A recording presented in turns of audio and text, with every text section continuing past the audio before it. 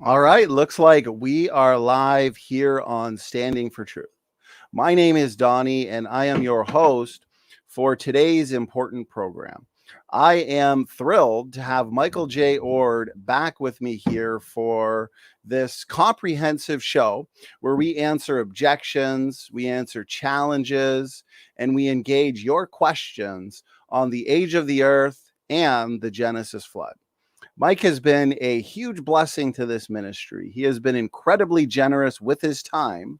As a matter of fact, Mike, I think this is your 12th time here on the Standing for Truth platform. And so I do appreciate it. I do want to let the audience know that you can find his previous presentations on the Standing for Truth website, standingfortruthministries.com, and also the description box of this video. You'll find presentations such as the receding floodwaters, the Ice Age, answering challenges and refuting objections, the Green River Formation, flood boundaries, the Missoula flood, and more. Now, for this specific show, we're in some ways changing the format for the program. We are going to be taking a lot of your questions, but I have prepared several questions and challenges that I have seen over the last couple years, and also challenges that have come in. And so Mike has prepared a PowerPoint presentation to address those. And I am excited to see the presentation and see some of the responses, even if preliminary on some of them. So before I hand it to Mike, I do, as always, want to give him a formal introduction. And so Michael has a master's science degree in atmospheric science from the University of Washington, and is now retired after working as a meteorologist with the U.S. National Weather Service for 30 years. He has researched and speaks on the compelling evidence for Noah's flood and the ice age that followed, and how the incredible woolly mammoth connects to biblical history.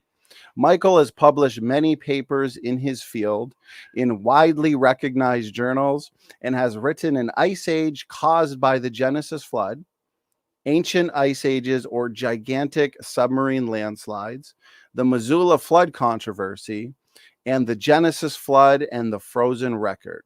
He is also author of Frozen in Time, The Weather Book, and Life in the Great Ice Age. You can find more from Mike, including his many, I would say, Mike, must-read articles in the description box of this video. And so with that, Mike, I'm going to hand it over to you, my brother. It's great to have you back on the program. I do appreciate all you do in defending the truth of biblical creation. So how you doing tonight, Mike? And I think we'll get right into your presentation. Go ahead. You're welcome. I'm doing well. Awesome. I'm excited for this, Mike. We'll get your slides up. Before I hand it to you, actually, I should let the audience know I see people coming into the live chat. Tag me with your questions. Send in your questions. Mike's going to do about an hour worth of presentation on some of the questions and challenges that have already come in. And this gives me the perfect amount of time to gather, organize, and sort through your questions in the live chat. Mike, the floor is yours. Okay. This would be maybe 45 minutes, an hour at the most. Anyway, I received some preliminary questions, and that's what I want to address. But I want to talk about challenges in general. And these are specifically earth science challenges, because that's what I deal with, earth science. There's actually hundreds of them. And the reason I know that is because I attempt to keep up with 50 earth science journals in the Montana State University Library. And I'll say we have solutions to many of these challenges. And when I investigate a challenge in depth, I often find it's also a challenge to the old earth, uniformitarianism, and evolution. In other words, the naturalistic worldview.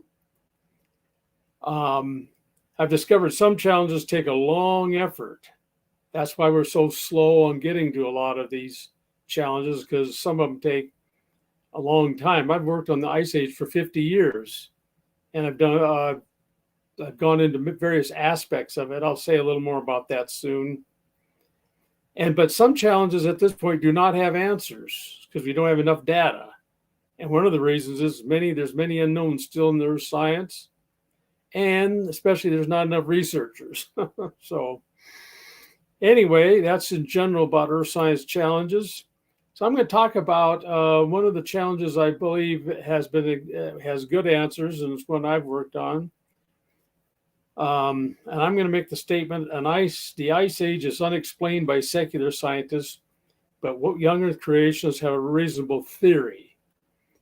And I'm just going to add some quotes. I'm going to go through this really quick. I can go through a lot of quotes, but this is the last quote I've collected from Nature. And it says, perhaps the longest standing puzzle in earth science is what causes northern hemisphere ice sheets to come and go. They really don't know. But I've worked on this for 50 years, and I believe the Genesis flood can fulfill the requirements for an ice age. The three requirements are cooler summers, much more precipitation, and it has to persist for a long time for the ice to build up. And the flood can fulfill the requirements because the flood was a gigantic volcanic event. So you'd have a huge amount of volcanic dust and aerosols causing cooler summers over the land. It wouldn't affect the winters, and it won't affect the oceans because of the high heat capacity. And the winters already have mechanisms to keep them warm. So you'd have cooler summers and warmer winters for little seasonal contrast. Also, the fountains of the great deep and volcanism would end up with a warm ocean afterwards. And the significance of a warm ocean from pole to pole and top to bottom is the warmer the water, the more the evaporation. For instance, if all other variables remain the same, you can evaporate 7 times as much water into the atmosphere at an ocean sea surface temperature of 30 degrees centigrade than at 0 degrees centigrade. 7 times. Huge difference. And the main difference will be at mid and high latitudes, where you want the evaporation to be collected in storms and dumped in the nearby land for a rapid ice age. Also, the mechanism will persist, but it'll wane with time. How? Well, as the oceans cool, it quits giving off so much water vapor, and finally get down to a threshold where the ice sheets build up, and then they quit when you get to a threshold ocean temperature as the ocean cools. So generally have to figure out the time for the cooling of the ocean, which I've done. It's about 500 years to cool and about 200 years to melt. So 700-year ice age. As far as references, I got dozens of references in the creationist literature, plus maybe about 6-7 books on the topic. And not only the basic ice age can be explained, other mysteries can be explained, like deserts that were once well watered. For instance, the Sahara Desert was green at one time with big lakes and rivers, and aquatic fossils are found like hippos. And this was all late in the Ice Age and even a little after. Also, something called disharmonious associations is the rule for the animals and plants in the Ice Age. What this means is the association of plants and animals that love the warmth next to the same sedimentary layers as those that love the cold. The most outrageous example is hippopotamus fossils associated with woolly mammoth and reindeer and other cold climate animals at 100 locations in England during the Ice Age. Anyway, this can be explained by this model. If you want more, you'll have to look at get references or read the books. Anyway, it can count for the end Ice Age mass extinction. I might add here that at the end of the last Ice Age, 66% of all mammals over 100 pounds went extinct globally. Some continents more than others. That's a mass extinction. Then you might say they claim there's 50 ice ages in regular successions in the Pleistocene that last 2.6 million years in the uniformitarian time scale. Because there wasn't similar extinctions after the other 49, just after the last, kind of gives you a hint that maybe there was only one ice age. Anyway, you can check into that in my resources. Also, I've gone into the woolly mammoths in Siberia. There's millions of woolly mammoths buried in the permafrost, as well as 40 other types of mammals, some that love the cold and some that love the warmth.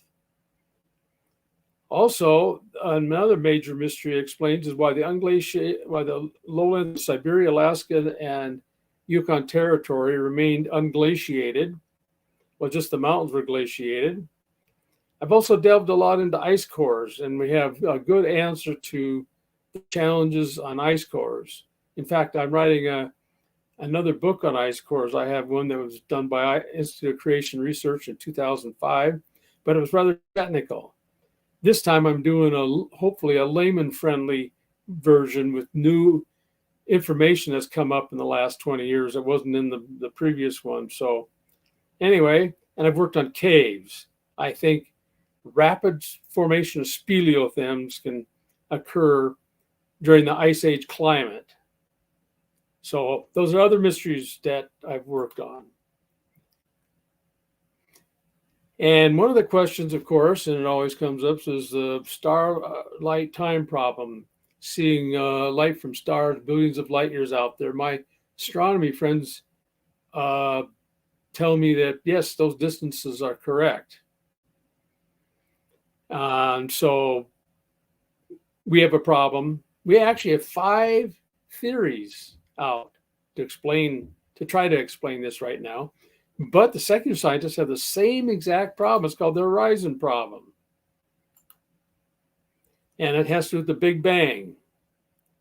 A fraction of a second of the Big Bang, you have a massive expansion.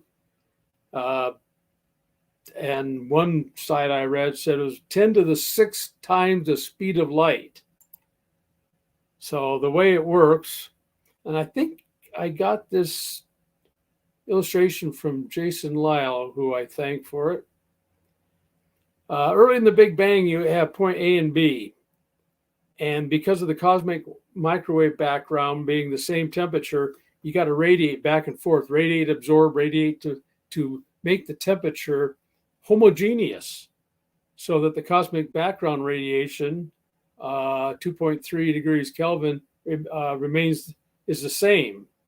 And so as they spread out, they gotta, in order to radiate and absorb and so forth, the radiation's got to be moving at something like 10 to the 6th times or a million times the speed of light.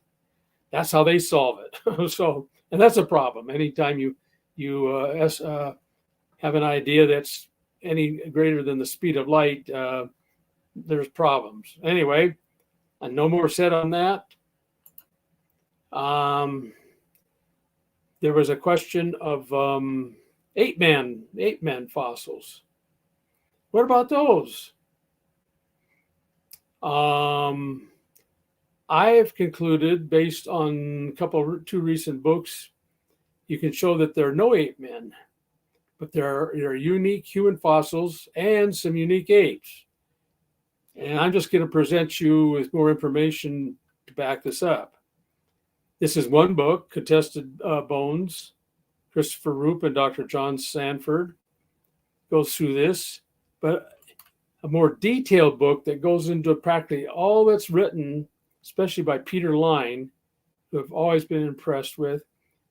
You can get in this book. It's a thick book, very, very detailed.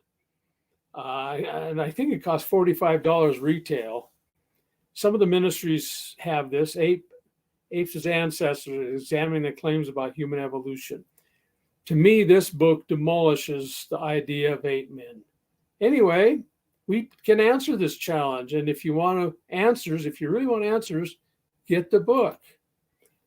You can see I'm going through this rather fast because these are some of the questions, and we have the resources that if you really want answers, you can get the answers. Now, here's one that's right in my backyard, the Yellowstone fossil forests. How can they be explained? I got one question on that came up. And this will be a bit longer. It's an area where I have been up to maybe a dozen times. half dozen times, I forgot. I've been to places that hardly anybody knows about. Anyway, this is Specimen Creek in Northwest Yellowstone Park. You can see some of the petrified trees. They're not exactly all vertical. Like if my cursor shows up, there's one that's at a 45-degree angle, but Specimen Creek has 65 layers. And if each one of these layers is a forest that grew and was covered by lava, destroyed, and then it took 500 years for it to regrow. I mean, just to start, because this is volcanic debris, it's difficult to get anything started in that. Then it took another 500 years to grow. And so each of these layers they claim represent maybe 1,000 years. A more famous one is Specimen Ridge. Now, there's no connection between Specimen Creek and Specimen Ridge. Specimen Ridge is in northeast Yellowstone. Specimen Creek is in northwest. So this is a cutaway of this. I think I thank John Morris and Steve Austin in their book on the Mount St. Helens explosion book for this. I think that's where I got this. Anyway, you can see a lot of vertical layers, some horizontal trees, and you see some lines in there that are supposed to represent soils. More on that later. Here's the top of Specimen Ridge, to the vertical trees. Look at the material that it's within. It's volcanic debris flow in the Absaroka volcanics. Anyway, a closer look. And I get this mostly from the late Dr. Harold Coffin, who spent several dozen years studying the Yellowstone fossil forest. Like I said, it takes a lot of time. And there's people that have claimed they've lost their faith because of this example. But these people I've observed really never looked into it very deep. Harold Coffin has. He's discovered there's really no soils. But there's organic layers. Those are those layers you saw. But those organic layers are with undecayed plant fossils. They're not really a soil. There's no animal fossils. You'd expect animals with forests. Also of interest, 200 species of trees and pollen ranging from the tropical to cool temperate environments all together. That is an anomaly that makes no sense except by the creationist log mat model that can explain it, which I'll get into. It's also in the Absaroka volcanics, like I've already said. This is an amazing formation. It's a Cenozoic formation, I might add, of early Cenozoic, of which a huge amount of volcanic material piled up in somewhere that no one knows where. And then it broke up and it flowed down into some huge basin, flow after flow of volcanic debris, rocks that are really huge. And it spread out and was deposited over 23,000 square kilometers. Wow, that doesn't sound much like a uniformitarian process to me. That sounds more like a flood process. And they piled up layers up to 2 kilometers deep. And after they're all deposited, you had great erosion cut in it. The Lamar River Valley is one of those valleys. It's 1.2 kilometers deep. So it's greatly eroded. This fits to a T deposition during the sheet flow phase during flood runoff, according to Walker's classification. And they go from wide currents to narrow currents. And you deposited the material in the wide currents. And then as the currents narrow, you erode the material down, form these deep valleys. And like I said, this is the material you see where the petrified trees are. It's generally andesite, broken up andesite piled up 2 kilometers deep. So Anyway, this is a location hardly anyone knows about in the Absaroka Volcanics. That's Harold Coffin on the right and Dave Anderson on the left. And we're examining this location. And like I said, I have had tours there, but I don't do any more tours because, as you can see, now I don't bring anyone to this location. Anytime you're in this area, it's dangerous. So I don't want the responsibility. But anyway, here's the Lamar River Valley that's carved 1.2 kilometers deep. Whoops. Oh yeah, I'll show that something. I was expecting another slide. Anyway, we can think of those vertical trees as similar to what happened at Mount St. Helens at Spirit Lake. This is north of Spirit Lake. I'm originally from Washington State, and I've hiked and camped north of Spirit Lake, and this is what it looked like. Beautiful Douglas fir forest. And after the eruption, that's what it looked like. And then you had hundreds of thousands of logs swept into Spirit Lake, as you see floating here. And a lot of them were floating vertically.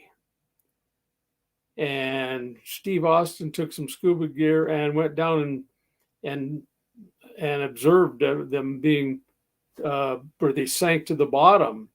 I think it is he estimated thousands of these are sinking vertically, which provides an analog for what happened at Specimen Creek.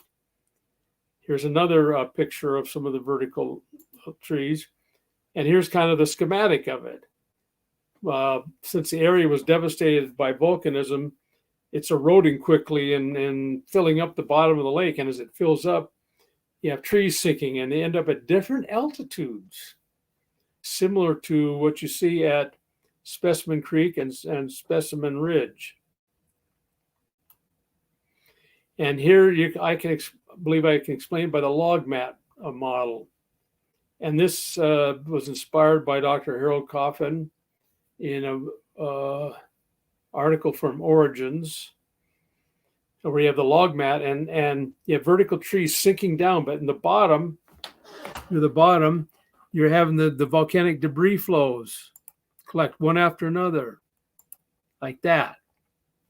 So that's how I think we can explain it by the log mat. The log mats, amazingly, can explain a lot of features, and I'm going to talk about one other feature it can explain a little later in this slide presentation. That's coal. Because in fact, I'm going to do it right now, because I got a question on this.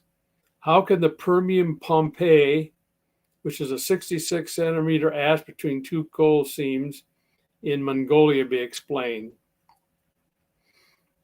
And in this ash, you had, I couldn't get the original resource that would go into the analysis of the ash. It only gave me an abstract in the International Journal of Coal Geology. Anyway, 66 centimeters. Within that, you have well-preserved plant fossils of the typical late Paleozoic coal measures in there. Great, well-preserved. And of course, the researchers just said it was grown in situ. I think that's a basic assumption that they really can't prove. Not that I don't think so, or I'm not sure they have what evidence they have, but maybe other people have gone into it and can explain if there's any real evidence of in situ. Anyway, here's kind of a summary on I would explain it. Coal and ash can be explained by the beds model, briefly exposed alluvial sediments model, that I've used to explain tracks, etc. in the early ice age. You can get a whole book on the topic titled Dinosaur Challenges and Mysteries. And because there's dinosaur tracks on top of coal in coal mines, that presents a model where you can tie coal into this beds model, coal from the log mass during the flood. In fact, there's tracks of dinosaurs in the top of coal mines in Utah, Colorado, Wyoming, Queensland, Australia, and the United Kingdom. Also, there's many trees over the world that are vertical, petrified vertical, that are claimed to be in situ, but they have no roots or soils below them. I've examined maybe about 6 of these around the earth. But here's the beds model. At time T1, this is just a schematic. You could think of these blocks as maybe 100 miles wide. Anyway, you're in an area of rapid sedimentation, T1, T2, rapid sedimentation. At T3 is so rapid that the bottom of the flood sediments, I mean the bottom of the flood waters, and the top narrow, and therefore is prone to a sudden drop in the flood levels, which I can ascribe to 5 mechanisms. And then you can have a local rise. And so during the local fall, you can have dinosaur tracks, eggs laid, and even bone beds scavenged. Remember, think of these blocks as a 100-mile wide exposed area. A lot of activity can occur on that. It's even possible to get true mud cracks. You can get trace fossils imprinted.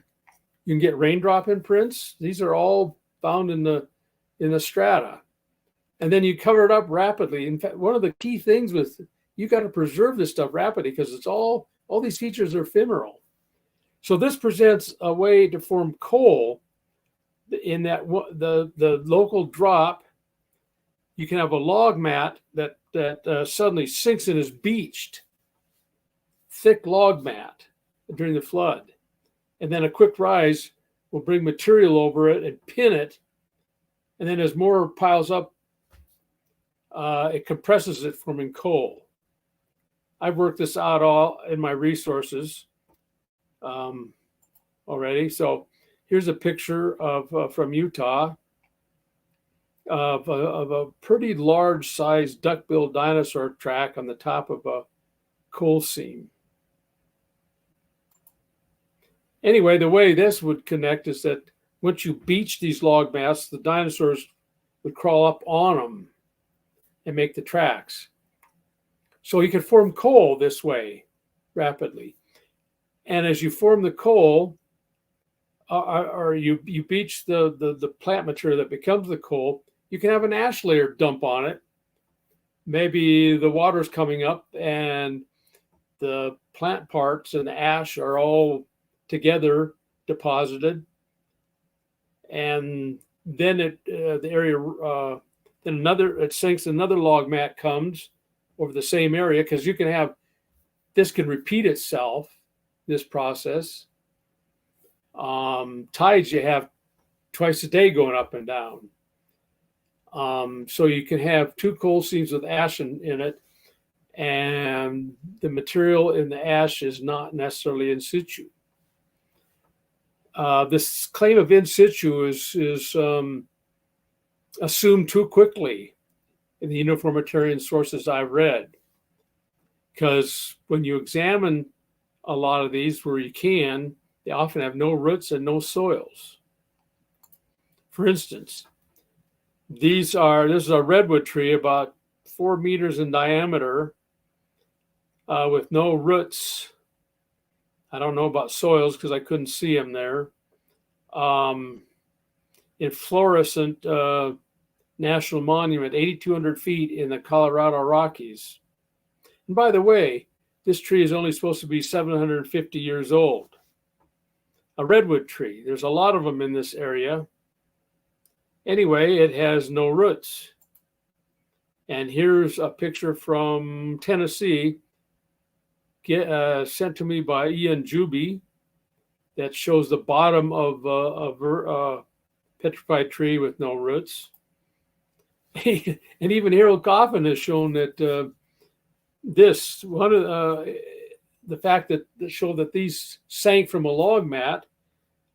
Here's one that's upside down. So some evidence that they sank from a log mat. And that's about the only one I've ever seen of that. So it's rare, but it does show you that, hey, the log mat model has some pretty powerful evidence, and that'd be pretty hard to explain by uniformitarian scientists. And here's up in the upstroke of volcanics, some of those. This has some roots that go out a little ways, and then they're truncated, but in general has no roots and no soil under there. That's Dave Anderson for scale, by the way.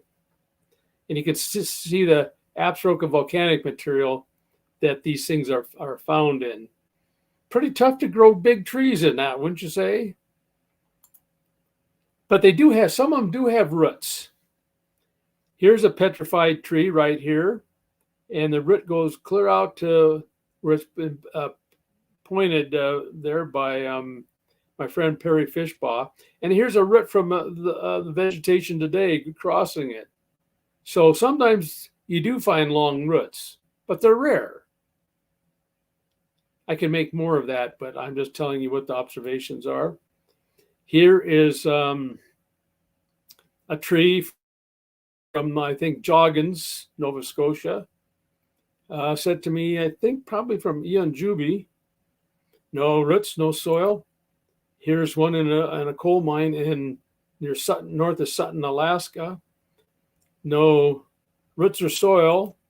Here's two of them in the walls of a coal mine at Sutton, north of Sutton, Alaska. This is 4 meters long. I think I've hiked up to this point. There's two of them, no roots, no soil below it. And here's a sensational one found in the Badlands of Theodore Roosevelt National Park in North Dakota, southwest North Dakota. There are hundreds of, in fact, it's called the fossil forest. And of course, we hiked in a couple of miles. This is Peter Kleberg for scale, who I do a lot of research with. Anyway, there are hundreds of these things. A lot of them have toppled over because they've been eroded. This is in the Badlands. And because of that, you can see what's underneath it. No roots, no soil. So this idea of in situ is just an assumption that is sometimes very difficult for them to prove. So anyway, that's all I want to say about the Permian Pompeii. There's some questions about radiometric dating and the claim that different dating methods agree. So I'm going to unpack this a bit. By the way, we still need more research on radiometric dating, but we got some good answers. Let's talk about Russell Humphrey's research. He took a granite core in New Mexico that was several kilometers deep. And of course, as you go deeper, it's hotter. So his analysis had to be related to the temperature. Anyway, in that granite, in the biotype being one of the four main minerals in granite, there are zircon crystals. And zircon is highly radioactive. And so they contain a lot of uranium and thorium atoms, and they decay to lead. And here's a picture, a scale of 100 microns of zircon crystals that they used, and they used generally the same size, so that it was their analysis wasn't biased because of different size zircons. Because if you have a smaller zircon, you can have a lot more diffusion out of it versus a larger zircon. So the way this works, uranium changes to lead, uranium-238 changes to lead-206 through 18 steps, of which 8 of them are alpha decays.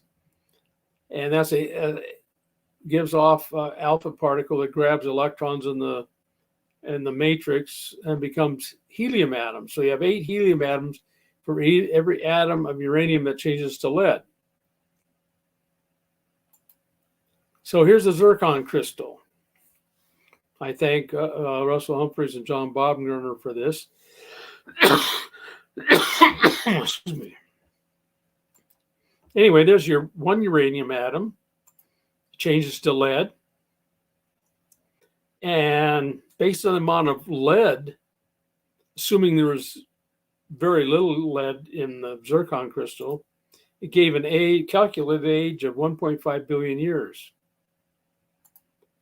But then it gave off helium atoms, 8 helium atoms. And the helium, with time, diffuses out of the crystal. And the diffusion rate depends on the temperature. So you had to have this all temperature coordinated. So it diffuses out. But there's so much helium in it that they weren't that old. In fact, based on the diffusion rate of helium into the biotite around it, and then from the biotite outside into the regular granite, Russell Humphreys got an age of around 6,000 years, plus or minus 2,000. So what gives? How do you explain this? Well, diffusion is a well understood physical process, while radiometric decay is still, there's some questions about it. And so the way we explain it is that you had 1.5 billion years of radioactive decay in only 6,000 years. In other words, accelerated radiometric decay. And this accounts for why these dating methods give millions and billions of years. And Russell Humphreys has been able to defend this. He's presented at secular conferences, so the American Geophysical Union, for instance. And they've tried to shoot it down, but it's usually generally grasping at straws, their attempts. Anyway, he found that biotite does not impede helium diffusion. Zircons contain too much helium, but uranium has decayed 1.5 billion years at today's rates. The only solution is accelerated radiometric decay sometime in the past 6,000 years. Very solid results. The only question is, when did the radiometric decay occur? During creation, during the flood, or both? Anyway, this tells you that radiometric dates are wrong. Also, we have another piece of dating information, carbon-14, which has a half-life of only 5,730 years. And if anything is older than 80,000 years, which is approximately 14 half-lives, you cannot detect any carbon-14 in the sample anymore. Way too small. But if you do detect carbon-14 in the sample, it has to be younger than 80,000 years. Younger, not exactly 80,000. So we've dated coal. In fact, the secular scientists have dated coal also. And we find carbon-14 in coal. And I believe always in coal. Dozens of times. And coal is anywhere from 15 million to 350 million years, supposedly. But it's always claimed they're contaminated when you get these young dates from carbon-14. All the time, people who take samples try very hard to not get a sample which there's a crack where you can get young carbon come down through water and contaminate it. They try hard to find an uncontaminated sample. So I would say that is unlikely to believe that these were contaminated. So John Baumgartner and the RATE group, which means radioactivity in the age of the Earth, is a project that we spent $1.5 million on to find out why the dating methods do billions and millions of years, and we did find that out. Anyway, because of the idea of contamination, John Baumgartner decided to date diamonds. So he dated 12 of them and got actual carbon-14 dates. indicating that the diamonds are less than 80,000 years. And this was presented also at a conference of the American Geophysical Union.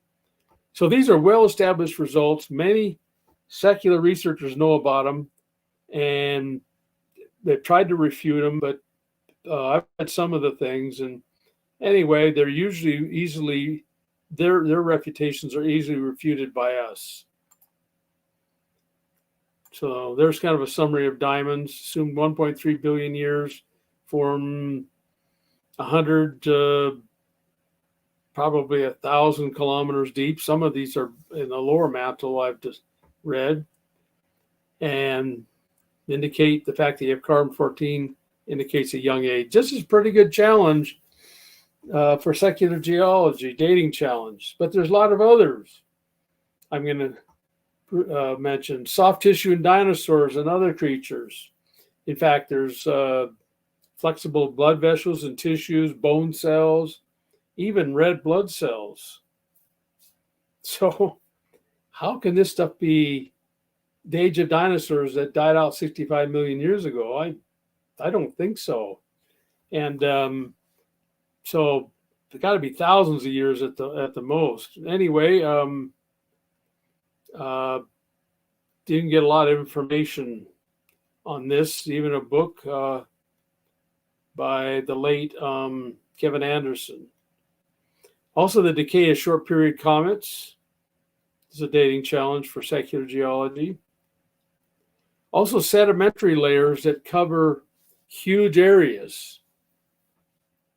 And also, when you see sedimentary layers stacked up, like in the walls of Grand Canyon, there's little or no erosion in the walls of the Grand Canyon, even though they claim it took 250 million years to deposit those sediments. Little or no erosion. Well, what's the significance of that? Well, first of all, I'm going to talk about the long distance, the huge scale of some of these formations. Probably the largest formation in the world that I know of is the Tepete Sandstone. It's a coarse-grained sandstone. Here it is in the bottom of the Grand Canyon. It's so coarse-grained you can see some of the quartz pebbles. And some of these quartz pebbles are 1 or even 2 centimeters. It can be all, you could call it a conglomerate even.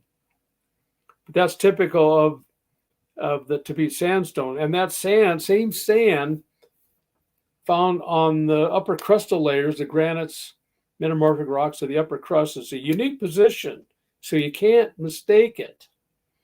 Up in my area of Wyoming and Montana, it's called the Flathead Sandstone, but it's connected. In fact, it's connected like this. It goes underneath in the subsurface, clear to the Appalachians, goes up into Canada, clear up into the Queen Elizabeth Islands. In fact, it covers about half the area of North America. It's about 100 to 300 feet thick, of almost pure sand. There's a few shale interbeds. So I asked my uniformitarian friends, how can a layer like this spread over mostly the granites of the upper crust, spread over half of North America, be a uniformitarian process? This is what you expect in the flood. Sedimentary layers laid down over huge areas. And then another layer laid down quickly, one on top of another, which is what I'm going to get into. But first of all, we got to talk about erosion. Erosion over a million-year timescale is rapid. In fact, at the present rate of erosion, all the continents can be eroded to sea level in 10 million years. But we can't hold to that today's rate for 10 million years. One thing is, part of that today's rate is man causes the erosion, so we'd have to slow the real erosion down if we took man's erosion out of the equation. But the erosion rate especially depends on the relief or the height of the mountains. But as the relief goes down, the erosion rate decreases, so as mountains erode. But it doesn't include coastal erosion, which is quite rapid in some areas. In fact, it's so rapid that the United Kingdom should have been eroded a couple times over in just the Cenozoic. But you can put a max on this.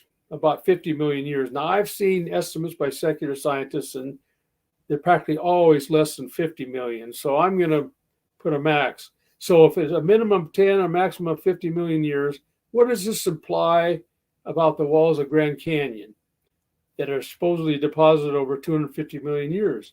Well, you should see all kinds of canyons and cuts on the walls of Grand Canyon, but there's rarely any erosion. Usually if you see any, it's just a little parabolic scour, and they're fairly rare. So here's a little schematic.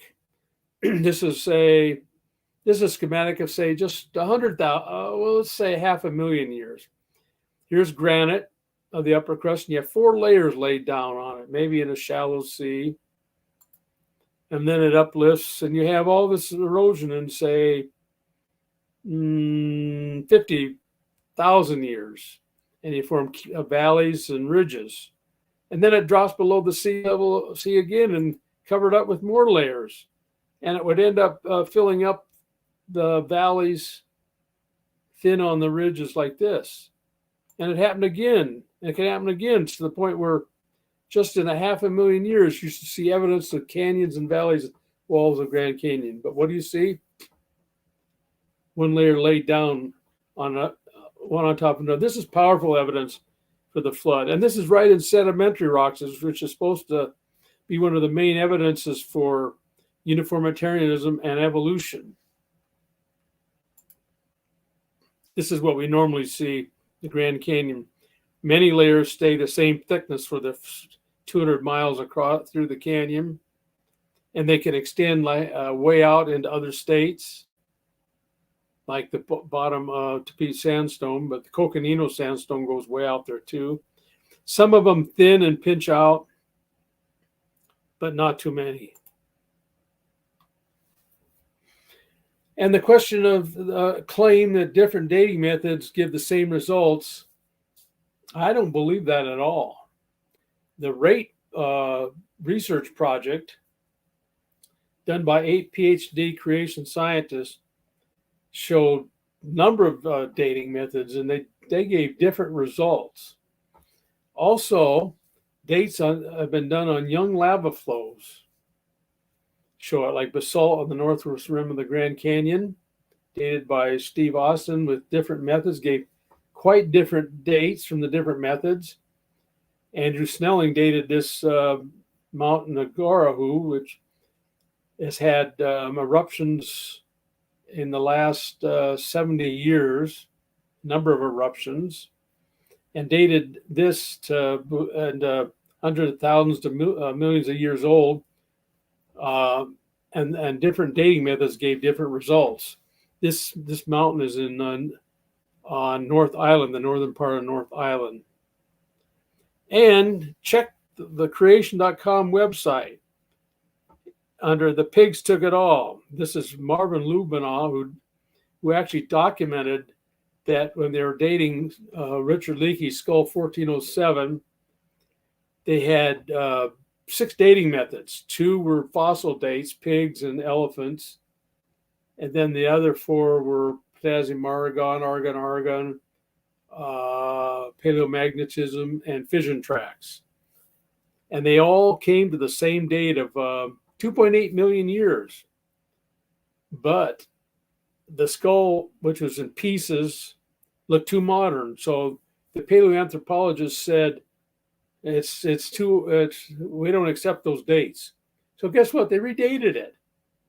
And they used, I believe, 5 out of the 6 same methods. And they got a result of 1.8 million years with these methods. Or I might say the pigs was an anomaly for the original data of 2.8. And the pigs fossils, they all were dated to the same as the pig fossils, 2.8 to 1.8, using, I believe, the same dating methods. So this tells you that, that a lot of times there's some circular reasoning in all this.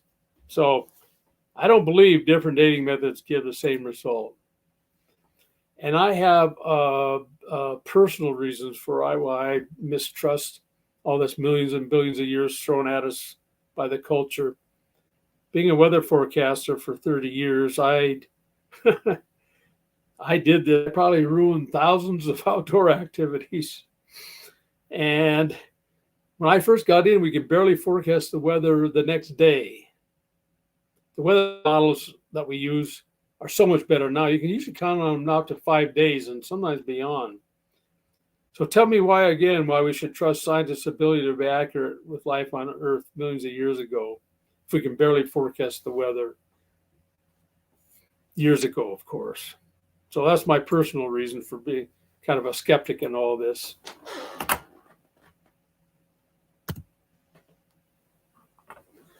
Now I get into I think this is the last one, and we can get into some of your questions. This was presented to me at the last time I talked. How can the flood sort plankton by species? Something like that. Anyway, I saw a 13+ minute DVD on the topic explaining this.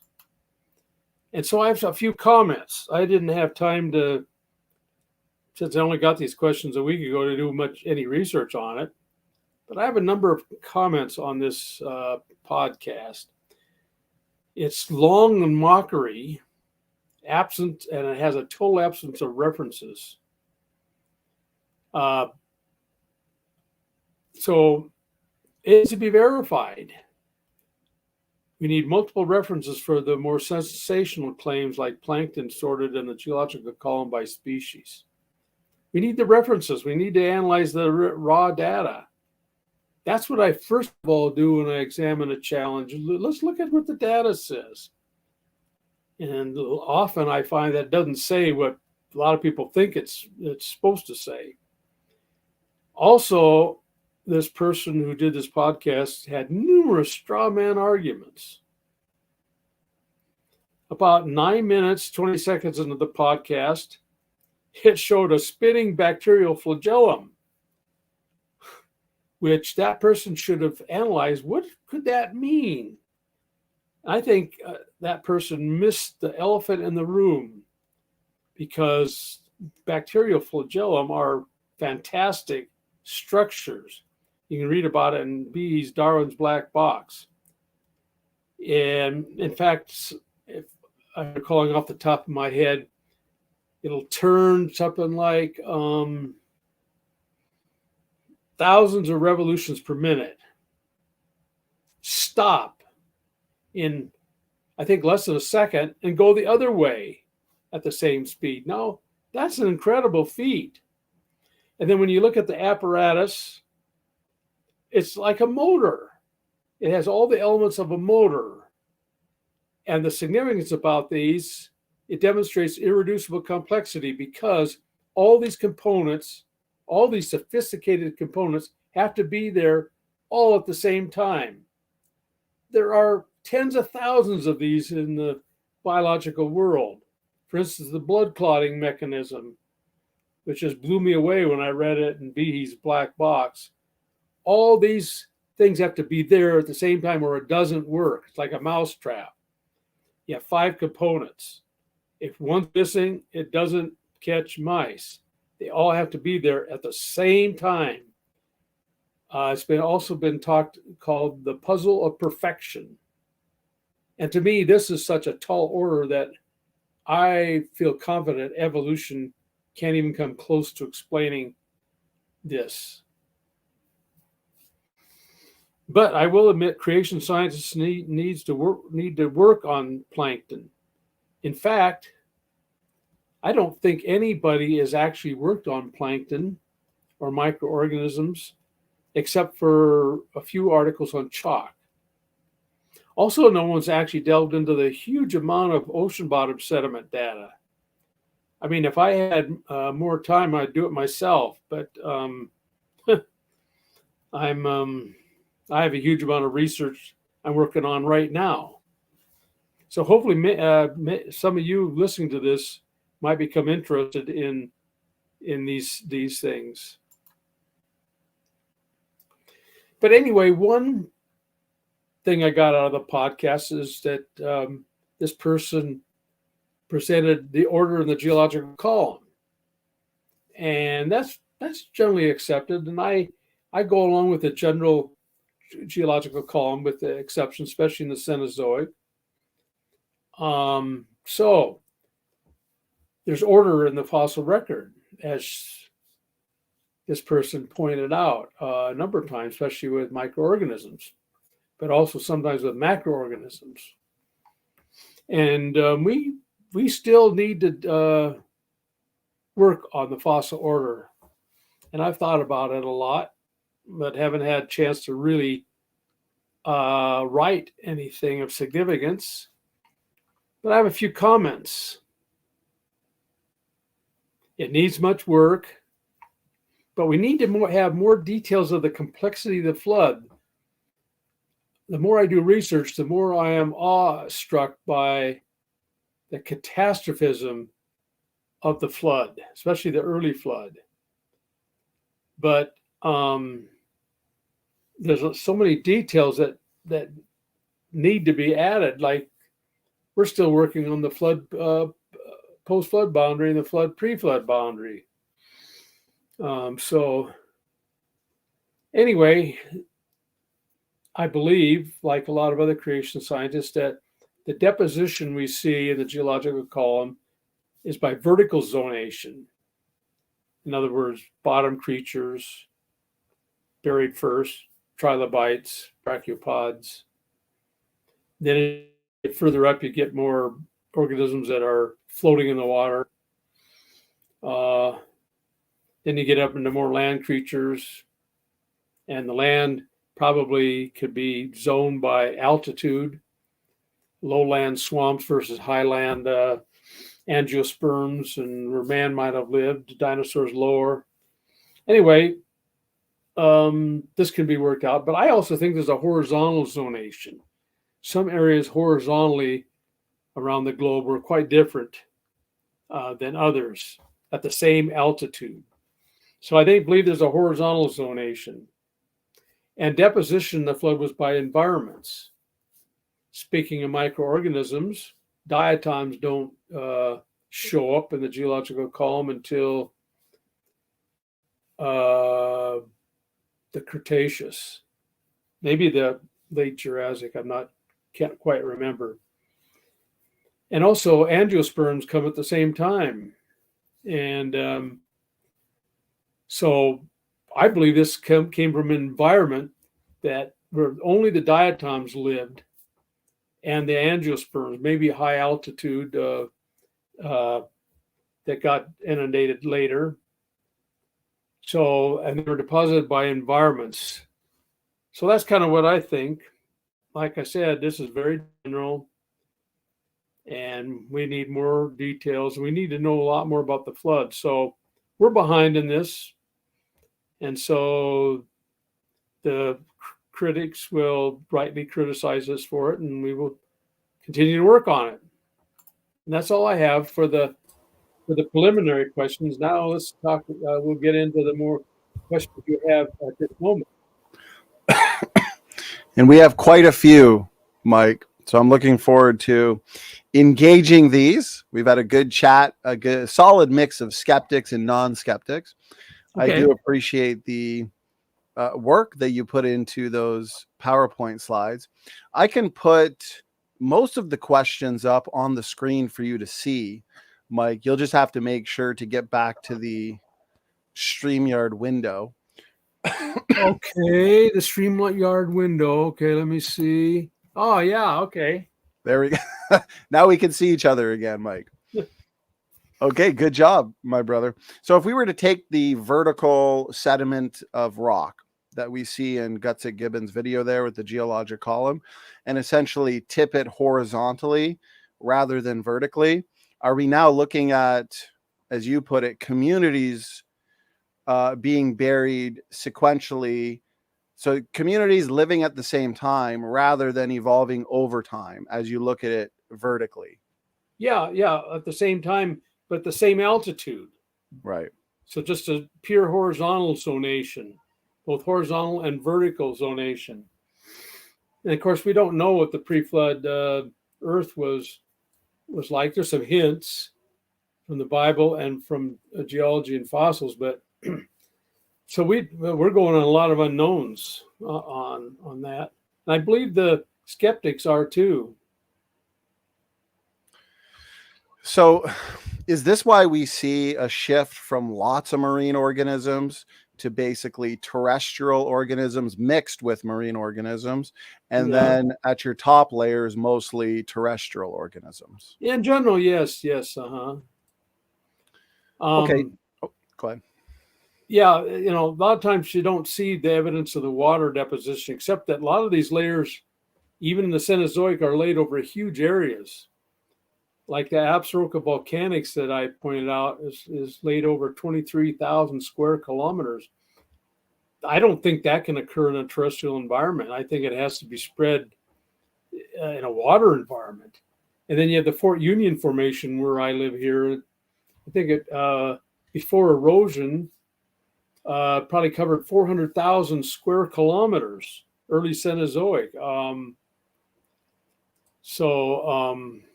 Lost my train of thought. Maybe I'll get back to it. But anyway, time for some questions. I'll stick to the ordering of the fossil record questions first. Do you think, right here we have a challenge from Joel Duff, and so he has a challenge with diatom species and how they're essentially sorted throughout the column on a worldwide basis, but different species sorted. Do you think that's a challenge for, and he says that there's a lack of any below the Triassic? I kind of addressed that already. I want to see the raw data. And, what is a species of diatom? I mean, it might be kind of hard to know what a real species is. How about genus or family? I mean, and yes, there's a lack below the Triassic, but it might be a lack over most of the Jurassic too. So I'm well aware of these things. But I need to see some raw data, some references where I can check and see where different species are sorted in the geological column. Let's look at the raw data first before I'm going to go on with this topic. Sorry about that. And research is slow. You got to look at the data first. Right. And that's what I appreciate about your answers to these challenges is they are based on the raw data and a comprehensive analysis of the raw data. You made a good point about species. I mean, they, in the world of taxonomy, will label something a new species based on a minor difference, a minor variation in morphology. That's the point. What is a species? In fact, sometimes with mammals that are living today, it's tough to know precisely what a species is. It's better with genus and family. So that's a big part of this. And so, and you can't necessarily go just straight on morphology for, you should be able to ideally run the test of interbreeding, but it's impossible with fossils and especially with diatoms in the fossil record. So you got to wing it. And in doing so, you got to make assumptions. And so that'd be what I'd look at for the raw data. Well, today there oftentimes exists more variation within the same species, think about dogs, than across species. But we can do the breeding tests to figure out, okay, this is the same species, even though there's incredible morphological variation within the species. But as you pointed out, you can't do that in the fossil record because you don't have the genetics and you also can't do the breeding tests. So you got to wing it on morphology and wow, that can be based on whether you're a splitter or a lumper for one thing. And by the way, there's a lot more to this whole issue. In fact, I just read an article on this topic in the journal Zootaxa. It said that if something very similar is found in different ages, it's given a different name. Right. Okay, we knew about that. That's a problem. Also, if it's found in a different geographic area, it's given a different name also. That was a new one on me. I didn't know that. And there was one other thing. Can't remember the third thing I got out of that. But this whole thing is just almost a bag of worms, and that's why we need to look at the raw data. Good point, Mike. Okay, so next question goes back to the Permian Pompeii. I appreciate you explaining a lot of the features and traits of it with your beds model, which you've presented on thoroughly here over the last couple of years in many of your presentations. And so the question is, why are there no apparent flowering plants, reptiles, or mammals, and no birds preserved in rock within the Permian Pompeii that preserves vast quantities of highly detailed plants in lifelike habitat? Are they in lifelike positions? I don't know, because I couldn't get the one of the journal articles I looked up last week, and so I would question whether they're really in situ. There's a lot of claims which I use for polystrate trees that they claim are in situ that don't have any roots or soils, indicating that they didn't grow in situ. So the log mat model, sinking them like at Spirit Lake would be a better analog. And yeah, these are questions: flowering plants, no reptiles or mammals, and so forth. This is the order of the geological column again. And so my comment I made in the last slide, I think holds. We need to work where it's true. We need to work on it. And I think there's horizontal zonation, vertical, and deposition by environments that we can employ to do this. But need work. Yeah, I was going to ask you, according to the creation model, you've touched on this, in the pre-flood world, do you believe flowering plants and the associated common mammals that we might see today, and so therefore their ancestors, were placed at a higher elevation in the pre-flood world? That's one idea. Or they might be at the same altitude, maybe 2,000 kilometers away from where dinosaurs lived. So these are possibilities that can potentially explain these, but we can't get details because we don't know precisely what the pre-flood continents were like, because the mountains were destroyed in the pre-flood mountains, and the geography is very different. And we can learn a few things from coal and stuff of this nature, but we're limited. So it's a difficult problem. Well, the real estate of the pre-flood world has been totally reorganized. It's been totally devastated. Yeah. And so we're just doing our best to sort through the raw data to make some conclusions, as you've pointed out. Yes. Okay, so here's a question comes in from T-Rock. Thank you for your question, T-Rock. He says, question for Mike.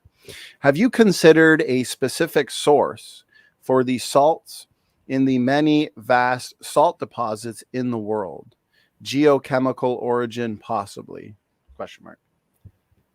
Yeah. Now, this is one where I have investigated a fair amount, so I can address it better. And it's a big subject, but like I said, one of the first things I discovered when I investigate these is that there are challenges for secular scientists also. Mainly, some of these salt areas are huge and pure, and you wouldn't expect that to be the case over millions of years. One salt deposit in particular I've looked at is what's called the Mycenaean salinity crisis, which is dated 5.97 to 5.33 million years. In other words, it's late Miocene, and it's found at the bottom of the Mediterranean Sea and sometimes up on some of the land like the Baetic Mountains of southern Spain and Sicily, a few other places.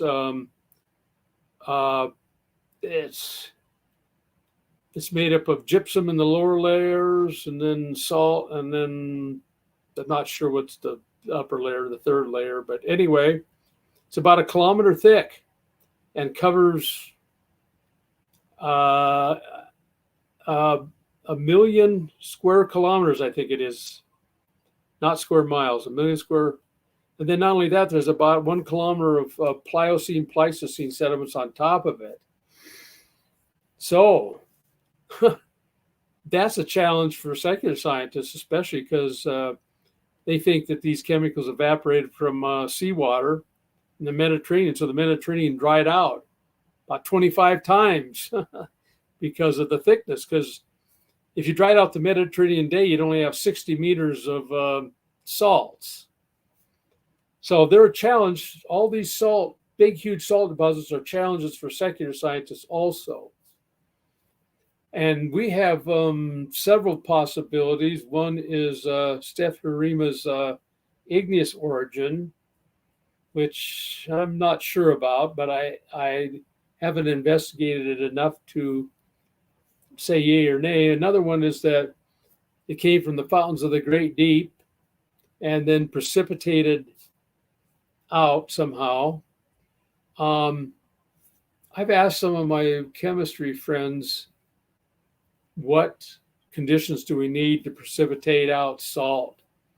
And they suggested supercritical conditions, which means about 4,000 meters deep in the ocean at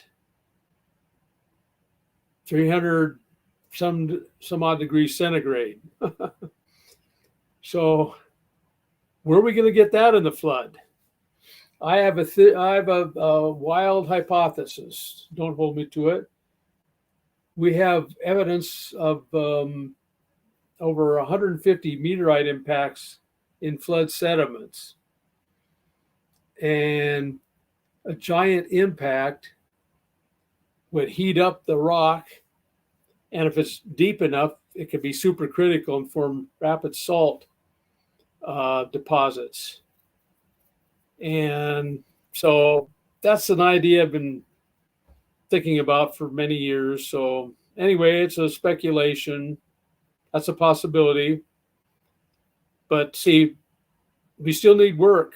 It could be igneous, like Steph Harima says. I don't know about that. But anyway, I'm not going to commit to any hypothesis now because I haven't looked at enough data, even though I have about enough articles, about that deep of articles on the topic. So, but it's a problem for secular scientists. So right. There's one that's a problem for both. I don't mind wild hypotheses, Mike. I appreciate that. Can you speak to the importance of multiple working hypotheses when it comes to model building? Oh, yes. This was a concept that was actually initiated by secular scientist T.C. Chamberlain in the late 1800s, mainly dealing with Ice Age deposits.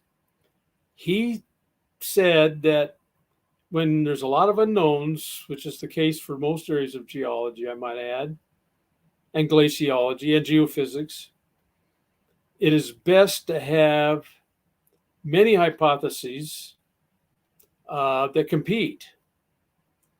It's called the principle of multiple working hypotheses. And as you gather more data, one or some of them should shine. But you can always modify a hypothesis. You're not stuck with the original. And he says, this is good for science. This is the way it should be. The problem comes when we have a ruling hypothesis that shuts everybody down and everything is explained within that ruling hypothesis. which he says is bad for science because you get go a long time with the same idea that can be shown wrong until there's a huge amount of anomalies. Then you have a revolution, as Thomas Kuhn says, to a new scientific hypothesis. And that's generally what you see science doing. And so it's good to have a lot of ideas when the data is limited. So that's the principle of multiple working hypotheses, which I go along with, and which I accept for the idea of huge salt deposits in the sedimentary rocks. Especially when, as you've pointed out, the secular model, the conventional model, also has a challenge that they have to work through. And so I think it comes down to which model has the most parsimonious explanation for some of this data. In general, you got to remember the principle of parsimony.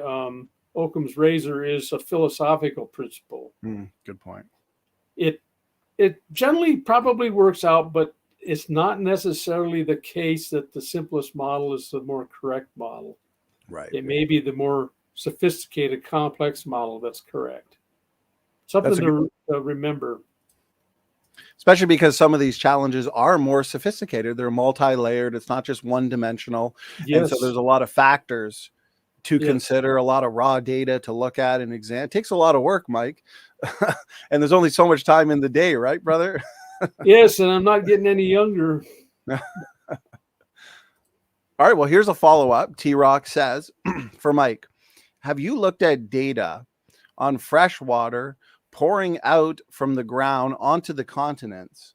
Like, he's got a big number here, 750 million cubic feet per day in Missouri.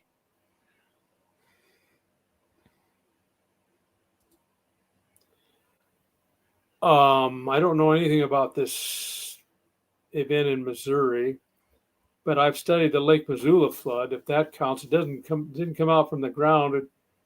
It came out when an ice dam broke, and about 540 cubic miles of water that collected in the valleys of western Montana, just west of where I live here. And they spilled over eastern Washington and the Columbia Gorge and so forth. They eroded 50 cubic miles of basalt and silt on top of it, I might add, in a matter of days, formed Grand Coulee in a matter of days. And there was only one flood, by the way. I found powerful evidence that there was really only one flood, and the evidence for multiple floods can be explained in that idea. But so I've looked at that situation, and it forms features on the surface that are similar to features we see on the continents, like erosional remnants, tall erosional remnants. It formed water and wind gaps, and there's thousands of water and wind gaps across the earth that are both difficult to explain by uniformitarian science. And if people want more information, they can look up my 800-page book on geomorphology and flood runoff on my website. There's even a book about it called Flood by Design you can get from Master Books. But the one problem I have in those, the pictures aren't in color. Well, on my website, they're in color. You've got a new book out. I advertised it our last show. You can see it to my bottom right-hand corner. Biblical Geology. 101. 101. Excellent book. Highly recommend it. Yeah, thank you. It gives you the basics of biblical geology so that when you look around, you can see these things for yourself. And when you see them in the field, they connect better that the flood was a real event. Amen. Okay, so here's a question that has to do with core sections. And so specifically, it's what does he do with core sections in the ocean and lakes in southeastern Asia and India from the Toba super eruption? Was this a post-flood eruption? I'm I'm not familiar with those core sections, but I'm familiar with the Toba super eruption. That is, the conventional date is 74,000 years ago. And yes, it was post-flood. It would have blocked out practically all the sunlight for a couple of months. And then the particles left in the stratosphere, sulfuric acid particles, would have remained probably from 3 to 10 years, depending on the height in the stratosphere. The eruption sent the particles because they settle out slowly by gravity. And yeah, it would have been volcanic winter. And this is part of my ice age mechanism for cooling the continents after the flood to in the summers, for the ice to develop in favorable areas, mainly the high latitudes and certain areas of the mid latitudes, like the Midwest here in the United States. So yeah, I do believe it. And by the way, they often do not pick up the Toba super eruption in ice cores. At this point, I'm more familiar with that subject. The new Rice ice core drilled on the Roosevelt Island in the Ross Ice Shelf penetrated, they believe, down to 88,000 years. And they had numerous volcanic eruptions in there, practically all unknown. They can only pinpoint volcanic eruptions in those ice core, that ice core, and even other ice cores, only to up to about 2,000 years ago. So the Toba was totally missing where it should have been. And, you know, I'm not surprised, because it's hard to distinguish that from many other eruptions that ended up in ice cores. And I imagine that ended up in ocean and lake cores in Southeast Asia and India, which I am not familiar with, those particular sediment cores. So that's what I have to say about that. Very good. So, trying to sort through these questions based on some of the things you said in the presentation. I guess we'll go with this one, short and sweet. Hydroverse. Question for Mike. What do you think the original continent's shape was, basically, in the pre-flood world? I'm going to say I have no idea. Could it have been one supercontinent? Maybe, maybe not. I don't know. Just don't know. I wish I knew. One day we'll know. Finding out. Once we get to heaven, God will roll back the tape and show us. Yes. Like we said earlier, the entire real estate's been reorganized. It's been devastated, and so we're working with what we got. And yes. So, okay. So here's the next question. Comes in from Mr. Anderson. Looks like it's a question to do with the Great Uniformity. And so he's asking, is the Great Uniformity from the flood? How much sediment was moved around by the flood in total? And what was the turbidity of the water? So I had a couple questions mixed in. A couple questions. Okay. Great questions. Yes, I feel pretty confident the Great Uniformity is from the flood, because it's a massive erosion surface, sometimes flat, a planation surface that has monadnocks where it didn't quite erode it totally flat. And it probably represents a lot of hundreds of meters of erosion of especially the upper crustal rocks, which are mostly granites and some metamorphic rocks. So yeah, I think it's the early flood, powerful currents and turbulence that formed the Great Unconformity. And from that eroded sediment, I believe, was deposited later on in the flood, after the Great Unconformity. But the Great Unconformity, which is found on all continents, in my area here, is found on the tops of the mountains, like on the top of the Beartooth Mountains and the other mountain ranges. See, the mountains in this area of Montana and Wyoming have variable amounts of sediment still on them. So Some places they've been totally erased. Some places just a little bit, but it's a flat surface on granite or gneiss. Down in the Grand Canyon, it's at the bottom of the Grand Canyon. So there's been tectonics afterwards. But yes, I believe that it represents a massive turbulence and powerful flows, possibly resulting from meteorite impacts, I'm thinking. If you have a big meteorite impact, like some of the ones we find in the Precambrian, like Vredefort, diameter 250 kilometers, Sudbury, 200-kilometer diameter, these would send out just massive, powerfully currents and turbulence that would smooth the land. So that's kind of how I think the Great Unconformity formed. And going on to the next question, how much sediment was moved around by the flood in total? A huge amount. The whole Phanerozoic was moved from one place to another. So you had a monstrous amount of sediment.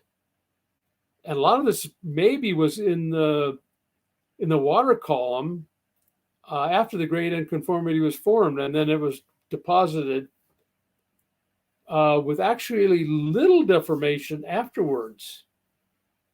And because the Great Unconformity represents a huge amount of erosion, I put this early flood.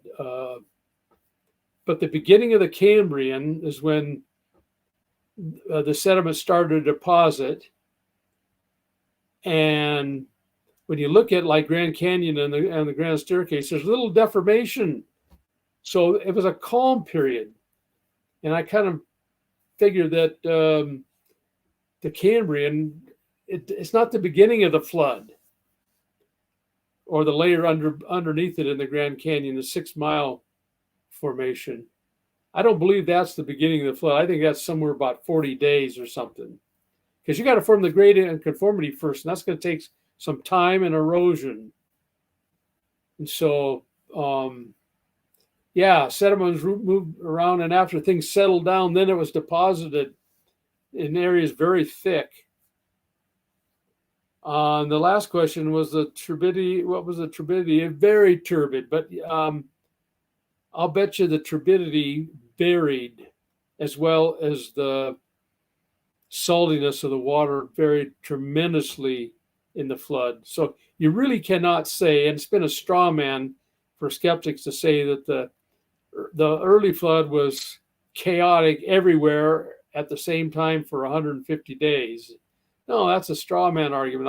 I've read it a number of times. No, you'd have a lot of turbulence and powerful currents, but other areas would be more calm, and so you'd have a great variety occurring all through the flood, early in the flood, late in the flood, when the floodwaters were running off, eroding a huge amount of the top sediments. So yeah, it was very turbid water in most areas. Very good, Mike. Very thorough. I appreciate it. So the follow-up question, I guess, would be, let me see here, pertaining to the worldwide mega sequence data. And so the question is, what are your thoughts on the worldwide mega sequences, and what are their implications on the flood boundary debate? For some context, I believe this is what Dr. Tim Clary focuses a lot on, is these mega sequences. Correct. There's another subject I need to look at closer, but I've seen a few little glitches in it. I think it's probably a general idea, but there's a number of areas where it doesn't seem to fit too well, and because a mega sequence should be, in general, a pulse. It probably is a pulse of water and sediment that moves, and the sand is deposited first, and then the finer grain forming your shales, and then the chemical sediments, your limestones. That's an ideal mega sequence, but there aren't too many ideal mega sequences. The bottom one called escapes me right now, but it includes the Tepees sandstone, the Bright Angel shale, and the Muav limestone in the Grand Canyon. That's the best one of all, the very first mega sequence. But because I believe the Precambrian sedimentary rocks are from the flood, there had to be pre-Sock. Yeah, it's a Sock mega. There had to be mega sequences before the Sock. And secondly, some of these mega sequences, you see the ideal one, you find that, but then the next sequence starts with limestone. I want to be sandstone. So there's too many of those things. Is it due to erosion? In fact, I think erosion hasn't been figured in this too much, because the Tejas mega sequence, which is the sixth one, the top one in this sequence, is mostly along the continental shelves and represents erosion or runoff from what was deposited earlier. So I think that the mega sequence idea can be fine-tuned some from what Tim Clary has said. So I would in general go along with it, but I think it has some problems and needs to be fine-tuned. And then the other question part of this is, what are their implications on the flood boundary debate? Well, it doesn't directly relate. I suppose it can, but at this point, I'm really not sure I could connect mega sequence with the flood boundary debate. Maybe someone else can. My own question, Mike, is, do we find the entirety of the geologic column that we see portrayed in the textbook, do we find that anywhere on the planet? Well, yeah, I think in a few places. But I think there's you got to be careful when you do this. If you go to the Grand Canyon and the Grand Staircase to the north, which represents maybe 10,000 feet of sediment, the Grand Staircase that used to be up over Grand Canyon area was eroded off as a sheet before Grand Canyon even formed. And you know, in this sequence, you had Paleozoic, Mesozoic. And the top formation in the Grand Staircase is called the Wasatch or the Claren Formation. That was originally dated as Mesozoic, but it was later dated as early Cenozoic, either Claren or Wasatch Formation. So it seemed like you had Paleozoic, Mesozoic, Cenozoic, but there's a glitch in defining it as Cenozoic when originally it was defined as Mesozoic. So what are they doing? I mean, you could say that the column, all three of the major periods or eras, whatever they are showing in the Grand Canyon, the Grand Staircase. Another area they claim is the Williston Basin Formation. I think the Williston Basin in eastern Montana and western North Dakota, when you look at it, a kilometer deep, is very circular. And I think it's an impact crater. In fact, some secular scientists even have said that. But it'd be a monstrous crater, impact crater. And they claim you go from all the way through the Paleozoic, Mesozoic, and the top formation is the Cenozoic Fort Union Formation, early Cenozoic. So in general, you have it there. Out here in the West, I've seen that it's a general sequence for the Paleozoic and Mesozoic. Cenozoic, I have some questions on where that would be placed in biblical Earth history. So to summarize a kind of a long statement. I believe in a general geological column because I've seen it here in the mountains of the western United States. So I generally go along with a generalized geological column. That's a good comprehensive answer. Would they argue for the new material basically to form the geologic column over time? Would they look to erosion and recycled material basically from within the earth, like what we see in terms of volcanic eruptions? Yeah, I think that's one possibility. Um, are you talking about creation scientists or? No, more so your uniformitarian or actualist Yeah. scientists. Because as creationists, we would explain the majority of the layers being formed during that worldwide flood year, Yes. correct? Yes. So They have different environments: the shallow sea, terrestrial environment, sometimes deep sea. They all have definitions of these things, but some of these definitions, I mean, a shallow marine might be a good environmental definition, but when they talk about deep sea, I question some of these things, especially in the flood model. mhm. Uh, things are would be a lot different. Even terrestrial, what they call terrestrial environments, likely would be in the water environments during the flood. In fact, that brings up one situation that has a lot of implications. Is that uh, we have answers to many challenges. Like I said, the Coconino sandstone is the showcase for supposed windblown sediments that are now sedimentary rocks in the western United States. There's a lot of different sandstone formations. And they've always said that it was deposited in a desert.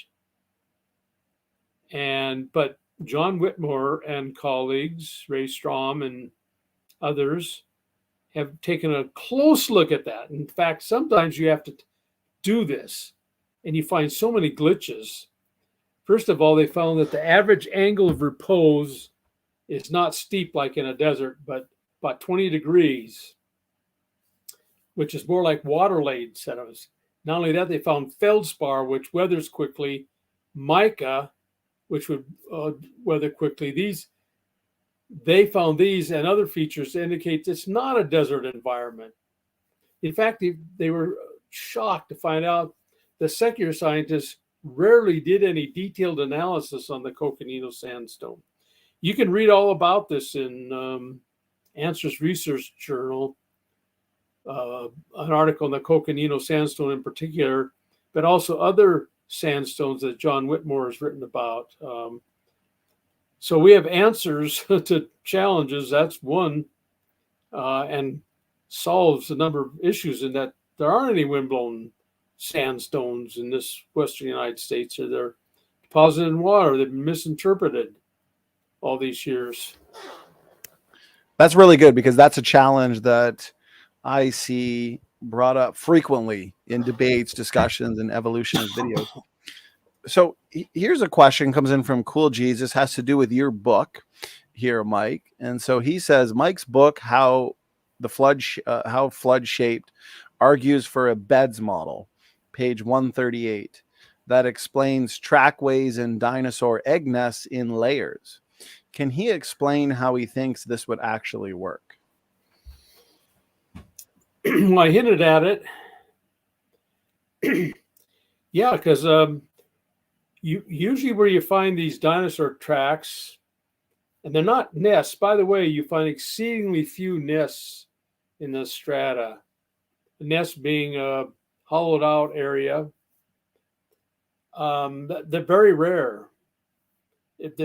All the eggs are practically all laid on flat bedding planes. Same with the tracks; they're on flat bedding planes.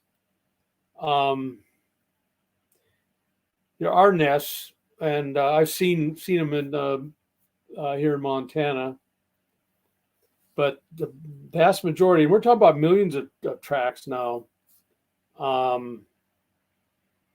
but they're found in areas of thick sedimentation. And you find them in areas where there's a lot of evidence of erosion of a thick amount of sediments. So they're not pre-flood or not post-flood, so they're early flood because they're live dinosaurs from the early flood. So as you pile up sediments, rapidly deposited, the depth of the floodwater shallows. And then, but the top of the floodwaters is not going up and then down over 371 days. It's going up like this. Two oscillations are tides each day, but there's 5 mechanisms that cause it the floodwaters to go up and down at various scales and temporal and spatial scales. And so you're going to have areas of exposed flood sediments. Briefly exposed diluvial sediments. In other words, they're exposed briefly. Diluvial is another name for flood. And you have a lot of dinosaurs and swimming, trying to survive, or maybe coming from higher ground. They'll embark on these exposed sediments, make the tracks, lay the eggs, even scavenge dead dinosaurs, because in some bone beds we find the teeth of carnivorous dinosaurs, but only the teeth. In other words, they broke off their teeth while scavenging the dinosaurs, but they didn't die with these. So these are things you find. And so anyway, you have another rise. It covers up. You got to cover up and preserve this, because if this sat out for weeks or days, weeks, the tracks would disappear. And the eggs are very porous, which is unusual that they're laid on a flat bedding plane, because of the porosity would, in a normal environment, would dry them out in a matter of days. So that's kind of the upshot of how this would work. And the early flood, like I said, would not be chaos everywhere at the same time for 150 days. There would be chaos in a lot of areas, but then there would be other areas calm. And we have rapid sedimentation, you have exposed sediments briefly. And then, therefore, you can not only form dinosaur tracks and the eggs on it, but you can count for raindrop imprints. And I think even true mud cracks. Now, I think a lot of so-called mud cracks in the flood are cineresis cracks formed underwater, like you find in the belt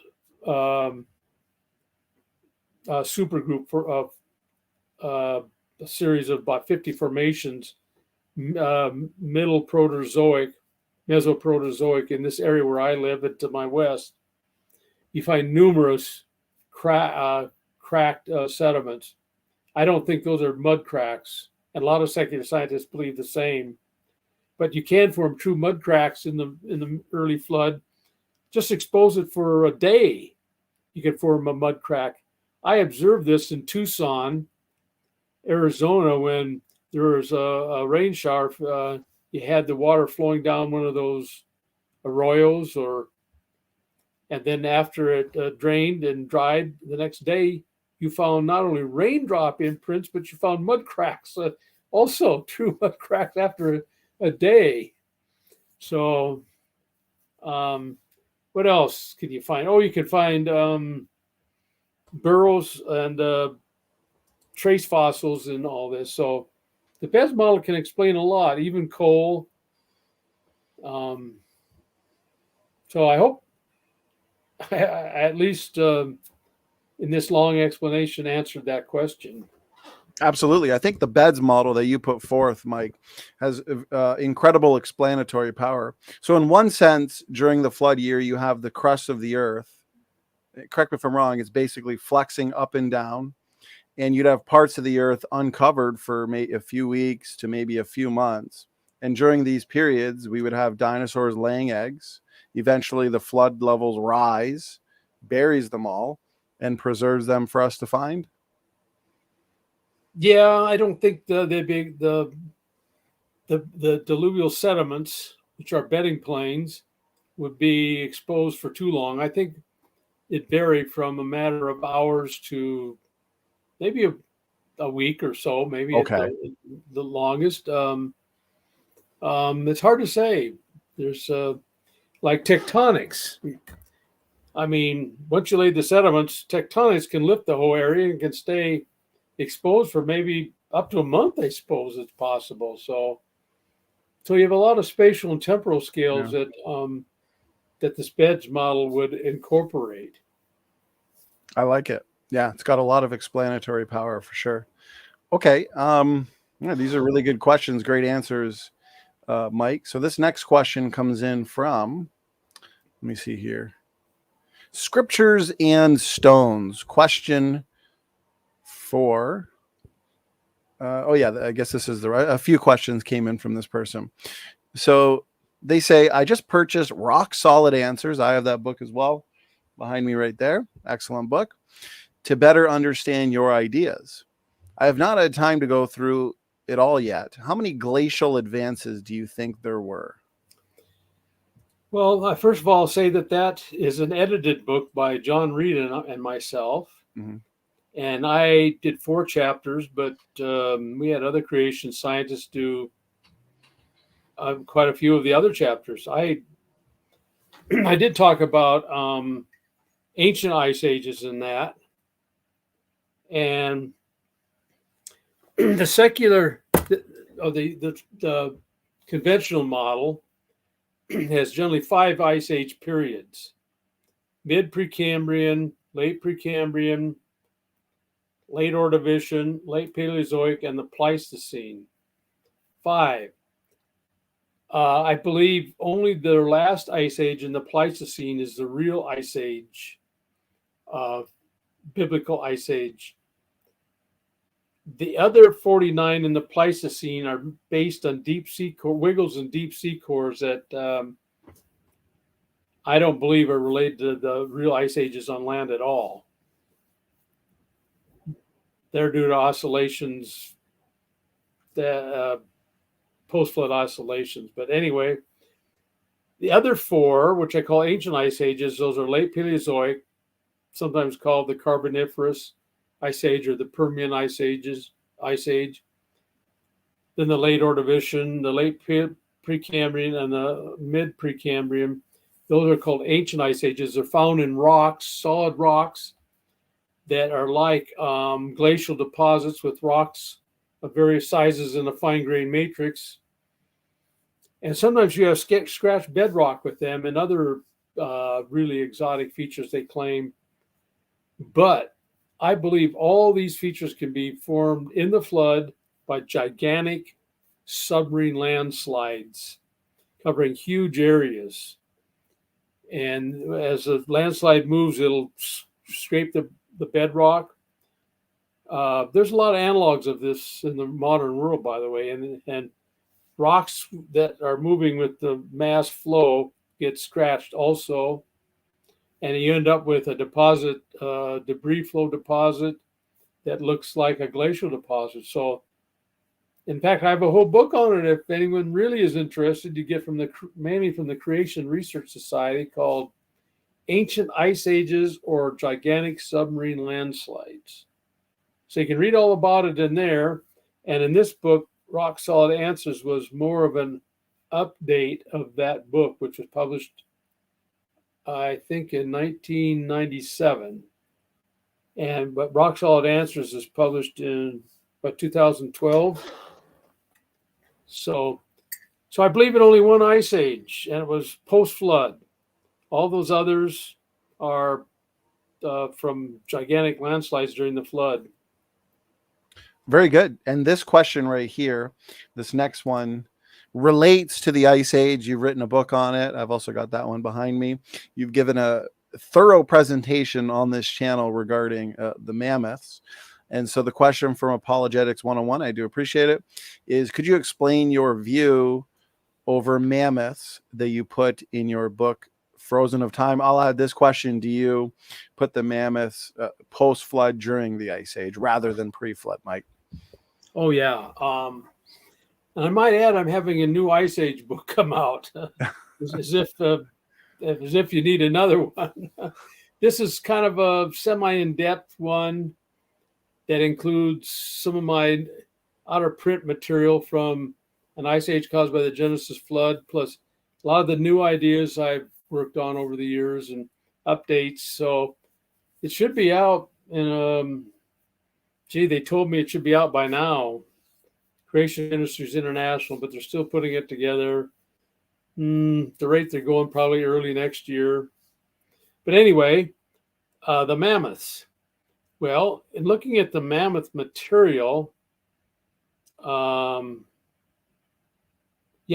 of all, you had to figure out how many mammoths are up there in the permafrost. They're in permafrost. They're not associated with glacial ice, but permafrost has a lot of ice in it. So that's probably where people got the idea that mammoths were buried in ice.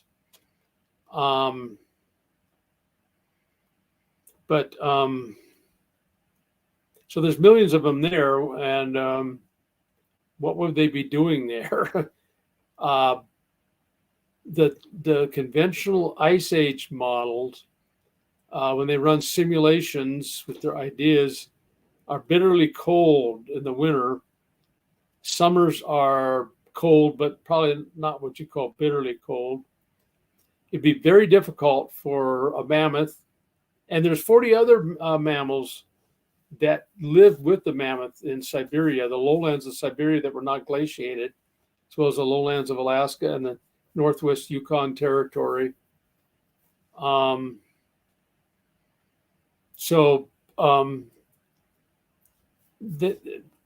The environment would be mild winters and cool summers and much warmer temperatures in the far north, especially in winter.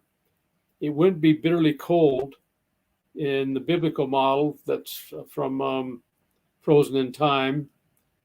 And therefore, probably about maybe 100 years into the Ice Age, the mammoth population grew. They can easily spread up there because it'd be a grassland. It's called the Mammoth Steppe, Steppe, which is essentially a grassland that's like around here in Montana where I live, where you have good spring rains. The grass grows up to 6 feet tall, 8 feet tall in some areas. And then you have a dry midsummer to fall, and it dries out. So that's a steppe environment. And it has a lot of implications that Dale Guthrie in the book Blue Babe actually talks about, but it doesn't go far enough because the environment had to be strongly non-uniformitarian with lack of permafrost for an environment for all those animals to even live there. So in a nutshell, to make a long story short, in fact, I probably have a video on this for Standing on Truth, don't I? You do. Yeah, a whole presentation on it. So I think that's probably enough of a summary. Yeah. And you can look at my video that I did whenever I did it. Actually, for the audience, if you go to standingfortruthministries.com, there's a whole section. Look for guests on Standing for Truth. Click Mike Ord right near the top, and all your presentations are there, including your one on the mammoths. So it's not an issue then, Mike, in your view or opinion, to have, after the flood, an archetype of, say, an elephant who did not have hair, but had the genetic potential or built-in variability for the hair and the morphology that we see in mammoths to essentially come about through adaptive episodes. Would that be your position, more or less? Yeah, that was an appendice in the book Frozen in Time. Where's the kind? See, the Bible talks about kinds going into the ark and leaving the ark. And these are ark kinds, not necessarily created kinds, as I found out from my genetics friends. And I believe because elephants are so very similar that they're probably just one kind called, and it's the order level, order Proboscidea. And so that's the level of the kind, I believe. and other creationists would believe the same. And from this order, in fact, I kind of think it's classified too high. It should probably be the family. So I'm finding out this taxonomy stuff is a lot of arbitrariness and subjectivity in it all.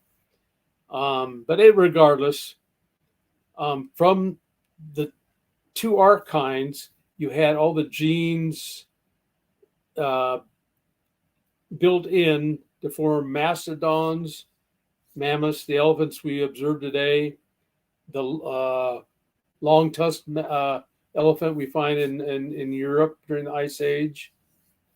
So that's what I think we can conclude, that the kind level in this case is at the order level. Now, my baraminologist friends in general believe it's at the family level on the average. That's just an average. So we got to talk about families that spread out from the arc. And from these families, you got the great diversification. And it wouldn't take long to diversify these things because you have different environments. Certain genes would favor certain features in these animals. And so as they spread out, they get these features. So it wouldn't take long from the diversity we see today, and even in the Ice Age deposits from the arc kinds. Right. If the morphological variability is essentially built into the arc kinds or arc archetypes, then just environment, like you said, can reveal that variation, let's say in the mammoth. So it's certainly not an issue. Evolutionists, they require mutations to basically build up over time that variation. But we would argue it's mostly built in. Mm-hmm. So it doesn't take built in much time at all. Yeah. I like to call it diversification. Right. Exactly. Rather than evolution, diversification rather than evolution. Mm-hmm. Okay. So this question here I thought was interesting. I'm just trying to locate it. You're a fan favorite, Mike. We've had just a ton of questions for you. And this one is from, here we go. Okay. Scriptures and stones. Again, what about the large asteroid impacts that cross-cut flood layers? Would this pose a difficulty to your model? And then in brackets, I can't say I'm familiar with this one, but maybe you are. He says, such as the Serpent Mound crater. I'm not familiar with the Serpent Mound crater, but I certainly have spent a lot of time on impacts.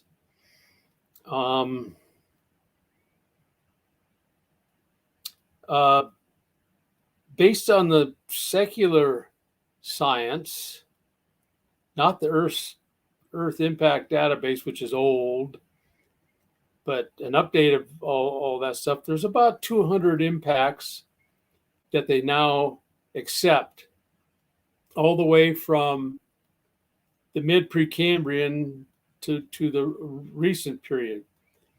Now, I'd say 30 of these are small and would probably be post-flood, like the Barringer crater or Meteor crater in Arizona. So you have about 170 that would have occurred in the flood, including the Precambrian, assuming the Precambrian sedimentary rocks are from the flood. So yeah, you'd have and by the way, I think they miss a lot of impacts because their criterion are so stringent. So I think you can make a case for, on the continents, maybe 2 to 4 times as many impacts that would occur during the flood. So you might have about 500 flood impacts. You can't go by the moon as an analog, which I've tried before. And I think because you'd have so many impacts, you'd destroy the crust and the upper mantle. So I think Danny Faulkner's day 4 cratering hypothesis explains the moon and Mars and all the impacts on all the solid bodies of the solar system that haven't been resurfaced by lava or debris. But we got hit in the flood by a lot of impacts, good 500, I think. Not to speak of the oceans, just on the continents. The secular scientists also have maybe twice as many possible impacts that they haven't figured out yet. Remember, with stringent criteria, I believe they missed a lot. But regardless, they believe in 170 confirmed. And these would be in the flood. 30 that would be post-flood, I believe, for a total of 200 they recognize. And yeah, they would cross-cut flood layers and spots. And some of these would be so huge. I've done a lot of research on this that's unpublished, and I'm trying to figure out how to publish it. I'm thinking about redoing my website and putting it on there, but because I got it all done. It's just I got to get my website revamped, and I'm trying to hire someone to do that, which I'm in the process right now. A gal that works for my daughter might do it. But anyway, some of these impacts would be so huge, like the Vredefort impact in South Africa left a crater about 250 kilometers in diameter, Sudbury 200. I mentioned these before. They're dated around 2 billion years in conventional geology, which to me is a powerful case that the Precambrian sedimentary and metasedimentary rocks are from the flood because of these huge impacts. You also had evidence now of huge impacts in the Archean. So anyway, these impacts are so huge that send up so many particles out above the atmosphere that would get sucked back by gravity. And as they get sucked back, they heat up by friction hitting the air. And it's estimated they'd heat up to 1,600 degrees centigrade. And the radiation from that and the upper atmosphere would radiate above and below infrared. And the infrared radiation going below would set global wildfires all over the earth, start wildfires. So these impacts are so destructive that I can't see them being pre-flood, creation week. To me, they fit in with the chaos and catastrophe of the early flood. Anyway, I agree. Yeah, no, I agree with you. I think that's a great point. It doesn't seem like it would fit with a very good creation. It makes sense since the global flood, the Genesis flood, was a catastrophic event. yeah, And one could say that applies. impacts are part of it. Yeah. So a follow-up question then from T-Rock, just a thought, an idea. He says, have you considered that some of what look like round impact zones might actually be foundation collapse zones? Yeah, if it's on a small scale, yeah, you do have these things. Now, circular type features can be duplicated by other geological processes, especially if they're small.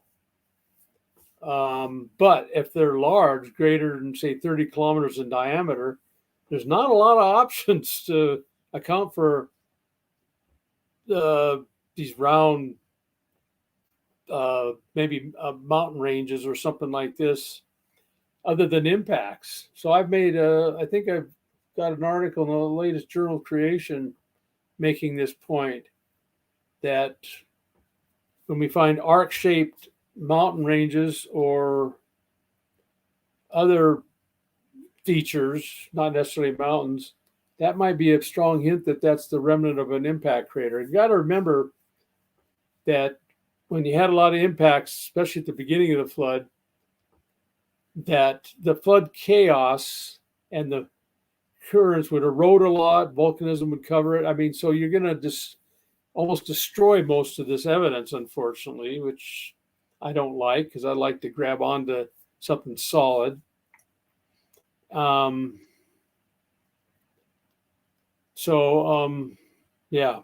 I don't know where I was going with that, but anyway, I hope I answered that question. Can you put the question up one more time? Yes, right here.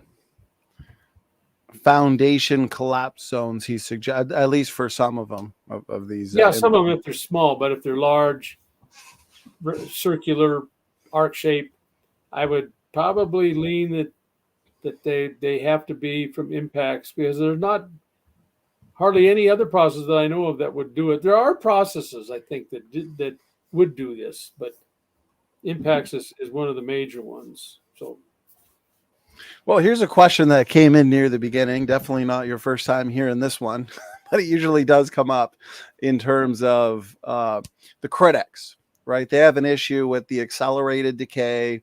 They have an issue with the impacts, the crater impacts, yeah. because they say, and here's the question: have you heard of the challenge of against a challenge for young Earth creation? It's called the heat problem, and what would be a good way to answer or even just respond to it? Oh yeah, I've heard of it. all flood models have a heat problem, no doubt about that. How would I answer it? Well, there's evidence in radio halos that Snelling presented in the rate books that we had a rapid cooling of granite, for instance, and I'd probably have to include huge lava flows like the Columbia River basalts, which is in Washington State, near where I used to live. And that's a small basalt flows on the Earth. There's some that are 10 times as large. So I think, yeah, there's a rapid cooling mechanism, and Humphreys is trying to figure out. He's got an idea that something about the expansion of space or something causes the cooling. I'm not sure about that, but I believe the empirical evidence for the cooling is there in the radio halos, especially polonium radio halos, cooling granite rapidly solidifying it. Which implies, so that's the empirical evidence. And if anyone wants to read more about it, you look at the two rate books, which I believe are online. Radioactivity in the Age of the Earth, published in last one in 2005, and the previous one 2001 or something, maybe. Okay, look them up and you can check it out for yourself. Snelling's research on radio halos. So what I'm saying is that the way I look at it is that Scripture says that God started the flood. God was king over the flood in Psalm 22, and right. God ended the flood, Psalm 104, verses 6-9. The mountains rose, the valley sank down, and the water ended up to the place which God established for it, namely the oceans. So he was in charge. And I believe that he was involved. And one of the involvements was to deal with the heat problem. Absolutely. I would not want to use that idea for too many other things, but I invoke it for the heat problem. And so does John Baumgartner. So right. Him and I agree on that. Well, I find it curious when I see theistic evolutionists and old Earth creationists invoke the heat problem challenge, because for one, I could see, okay, the atheists, they have naturalistic presuppositions, right? They don't believe in God. They don't believe in the supernatural. Yeah. But theistic evolutionists and old Earth creationists, they would at least say, yeah, there's a God. Yeah. He may have used the process of evolution, but to invoke a heat problem challenge, well, like you said, God's Lord over the flood. He started the flood. He ended the flood. He could have easily gotten rid of any excess heat. Yeah. In your book, the one you edited, page... Okay, all of the answers? Yes. On page 194, I have an excerpt. And it says, since radio halos and fission tracks are obliterated at relatively low temperatures, If there had been a heat problem due to accelerated radioactive and nuclear decay, then we should not find radio halos and fission tracks in the rocks today, but we do. So that would suggest some kind of rapid cooling, perhaps, like you said, which could have been done by God.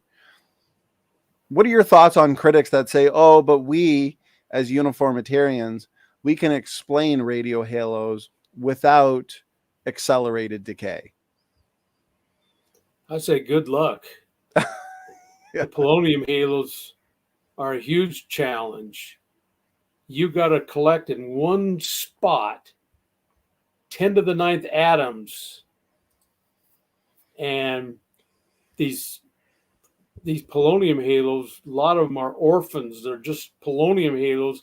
You don't have the other rings of the uranium atom.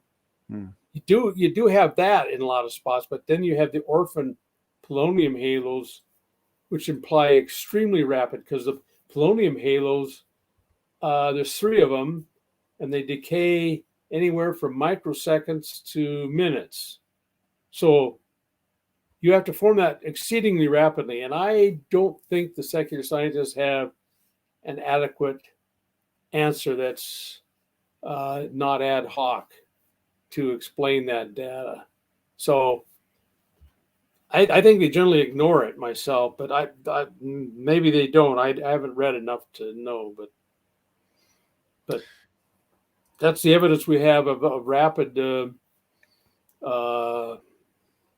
cooling and rapid formation of polonium halos, especially. And Dr. Andrew Snelling, he's done an excellent job refuting the criticisms from those Yes. that would object. He's done it recently in a presentation, actually. So, okay. Yeah.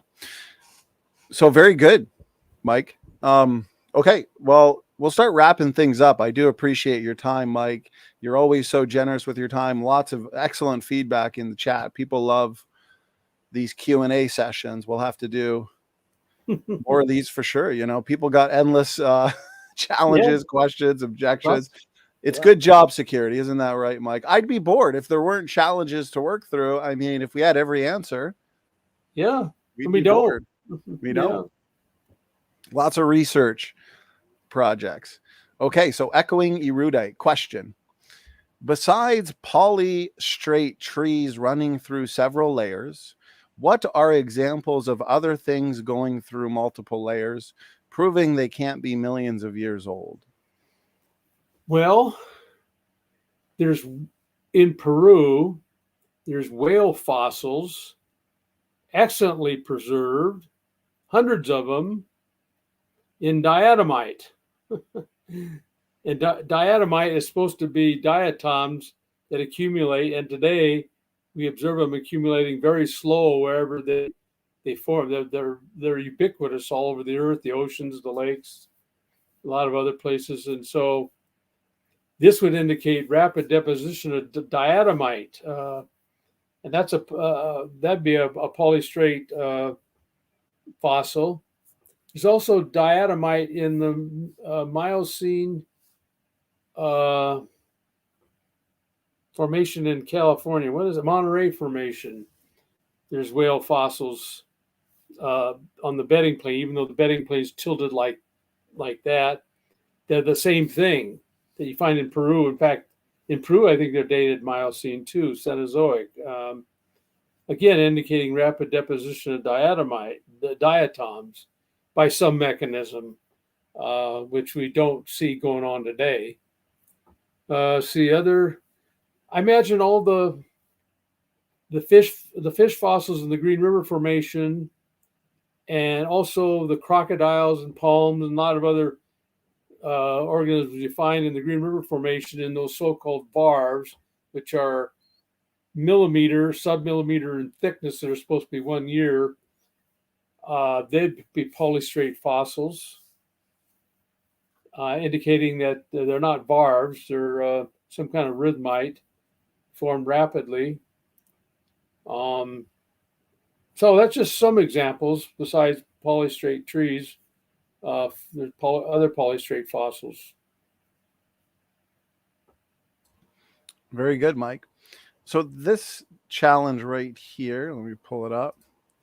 This comes in from Gutsick Gibbon. You responded, you gave some preliminary thoughts to her video earlier on plankton. I appreciate that. Yeah. I'm unfamiliar with this cave signature, but possibly you are. So she's asking, how do you deal, or what are your thoughts with the orbital monsoon cave signatures outlined by a paper, Rudiman, in 2006, perhaps? Are you familiar with this, Mike? I know about Rudiman, but I don't know about the paper. Let's see. Orbital monsoon cave signatures. Okay, I think what this is saying is that in stalagmites, if you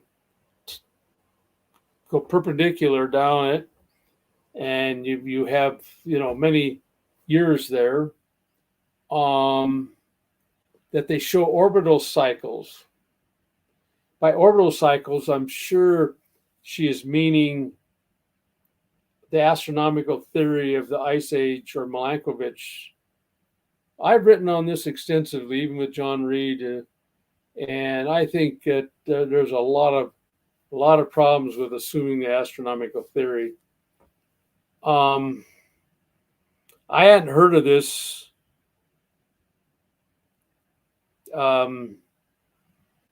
I wish she had a complete reference. I would look it up.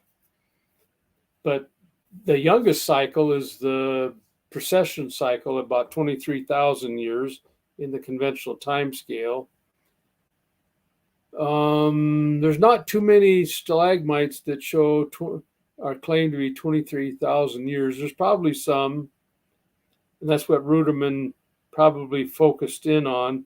But to form a cycle, to show a cycle, you need probably 6 times the time for the lowest period. In other words, 6 times 23,000. So you need a stalagmite that shows about 200,000 years to actually show a cycle that you can attribute to the precession cycle, which is the youngest of tilt cycles, 41,000. Eccentricity is 100,000 and 400,000. There's 2 cycles in it. So I need to look at the article, and I don't have a complete reference there. In fact, she's the gal I went through for the claiming that the geological column is sorted by microorganism species, and I need to see the articles. I need the references, and that podcast was short on the references, and this one just doesn't give a complete reference to check it. Got to look at the data first. Right. Right. I'll comment further. I completely agree. Okay, so this one, let me put it up on screen here.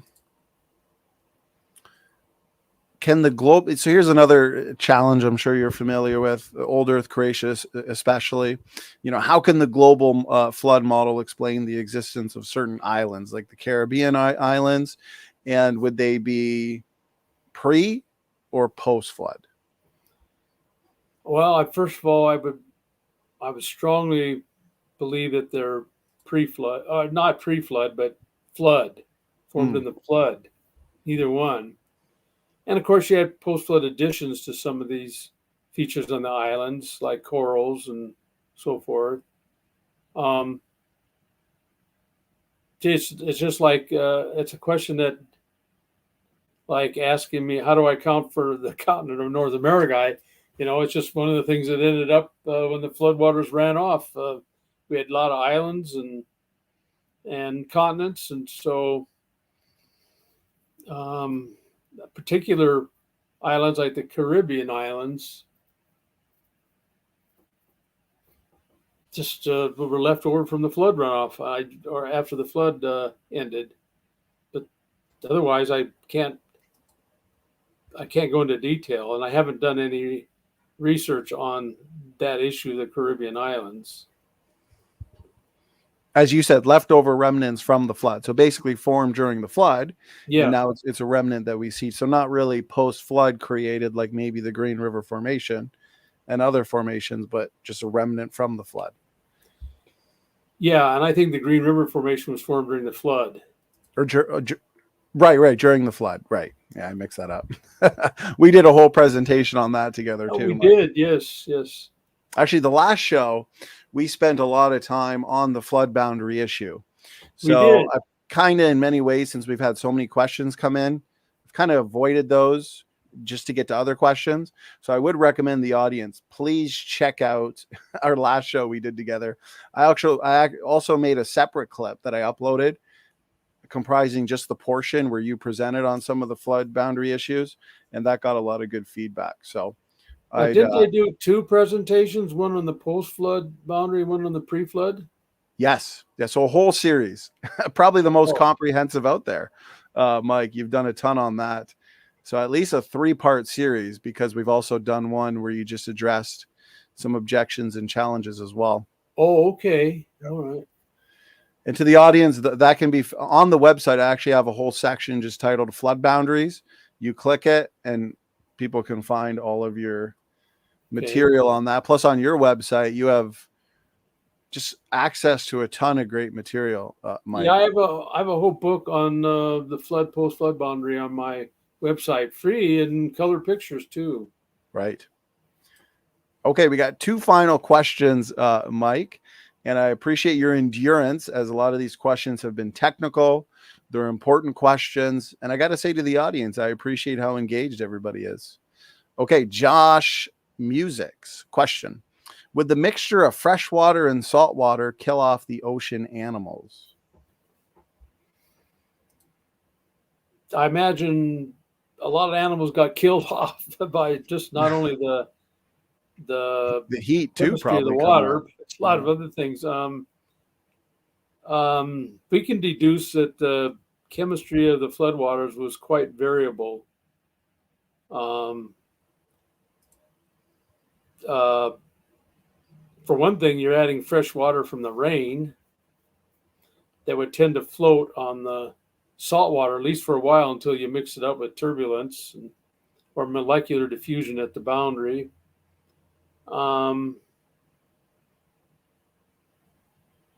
So yeah, some of these animals that can only tolerate salt water, if they end up in the fresh water, yeah, they would die, and vice versa. But some of these organisms can tolerate a wide range of saltiness, from near fresh or fresh to salt. Like salmon, they go from salt to fresh water. We know about that. And I think eels do, and probably other organisms. So it's a mixture. And in some places, the floodwaters were extremely salty to the point where you precipitated the big salt areas we see today in various areas.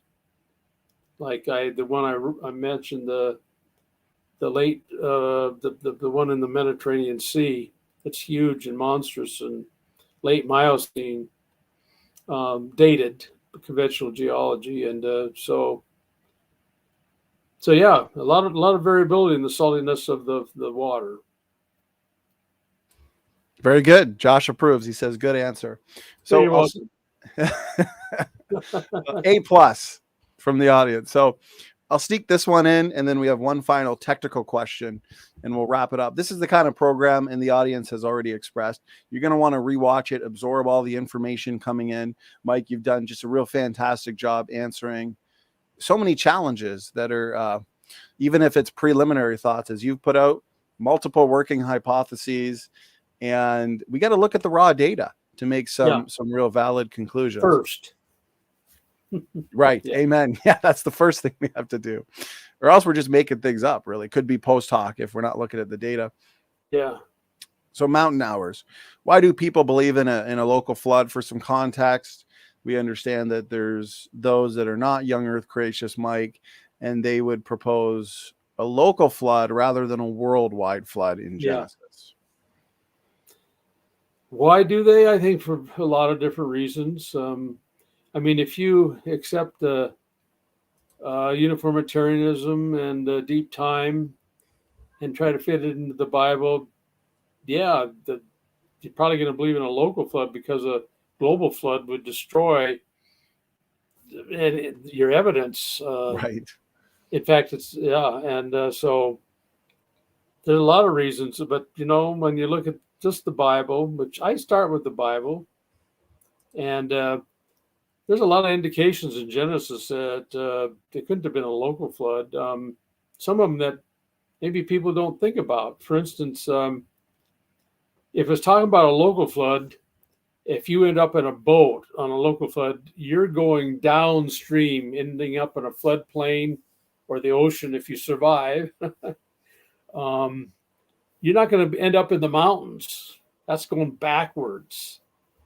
But in a global flood, as the waters are draining, the land's coming up, the first areas to be exposed would be mountainous areas, and that's where the boat is going to end up, in the mountainous areas in a global flood. So that's one aspect. And of course, you don't need any animals on the ark in a local flood. Don't need an ark. You don't need to get all those, or God send all those animals. Noah did not have to trap them, by the way. God sent them to him. He didn't need to do that because they're somewhere else nearby. And a 371-day flood is hardly local. And the promise of the rainbow would make no sense because there's been tens of thousands of local floods over the earth. So God's broken his promise tens of thousands of times. So right. It's just pretty plain to me that we're talking about a global flood. And Jesus believed in it. Matthew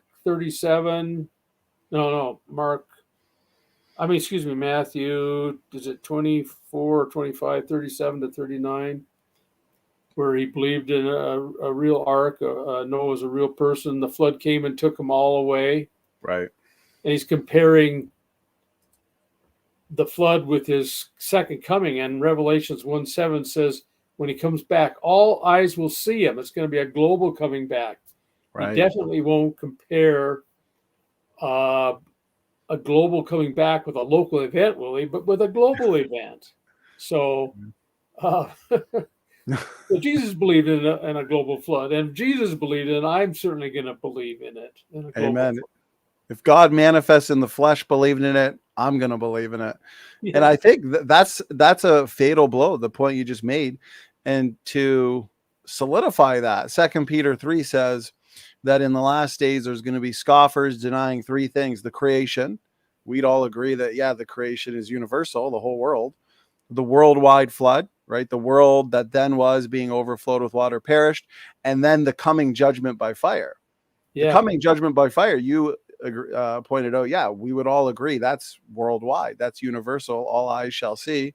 So why would we just take that middle event that the scoffers deny and say, well, that's local, when the other two are worldwide? Another good point. Yeah. And one point, if I'm not mistaken, from my understanding, Genesis 7:19, when it says the flood was under the whole heaven, all the high mountains under the whole heaven were covered, something to that effect. Right. And when we find that phrase under the whole heaven elsewhere in the Old Testament, it always applies to that which is universal. But one that comes to mind, I believe, is in Job. And it says, whatever is under the whole heaven, speaking of God, is mine. Would they say, well, that's just a local part of the heaven that's the Lord's? You'd have to agree. That's the whole heaven, everything. Yeah. Okay, well, that puts an end to the local flood theory, Mike. So here's a final question, my brother. Save a bit of a technical one for last, then we'll wrap it up here. So we've got it up on the screen. How would Mike respond to arguments about why the flood boundary, as there is a lot of in-house dialogue, healthy dialogue amongst brothers on this issue, must be above the Cambrian Ordovician line, and how stromatolites must necessarily take hundreds of years to form? I would approach it, which I'm doing, by research.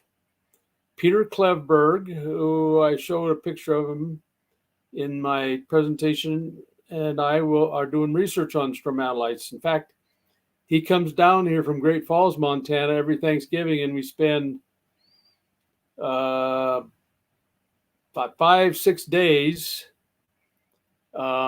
doing research the whole time, except for when I interact with the family. And I have a large amount of children and grandchildren here in Bozeman. So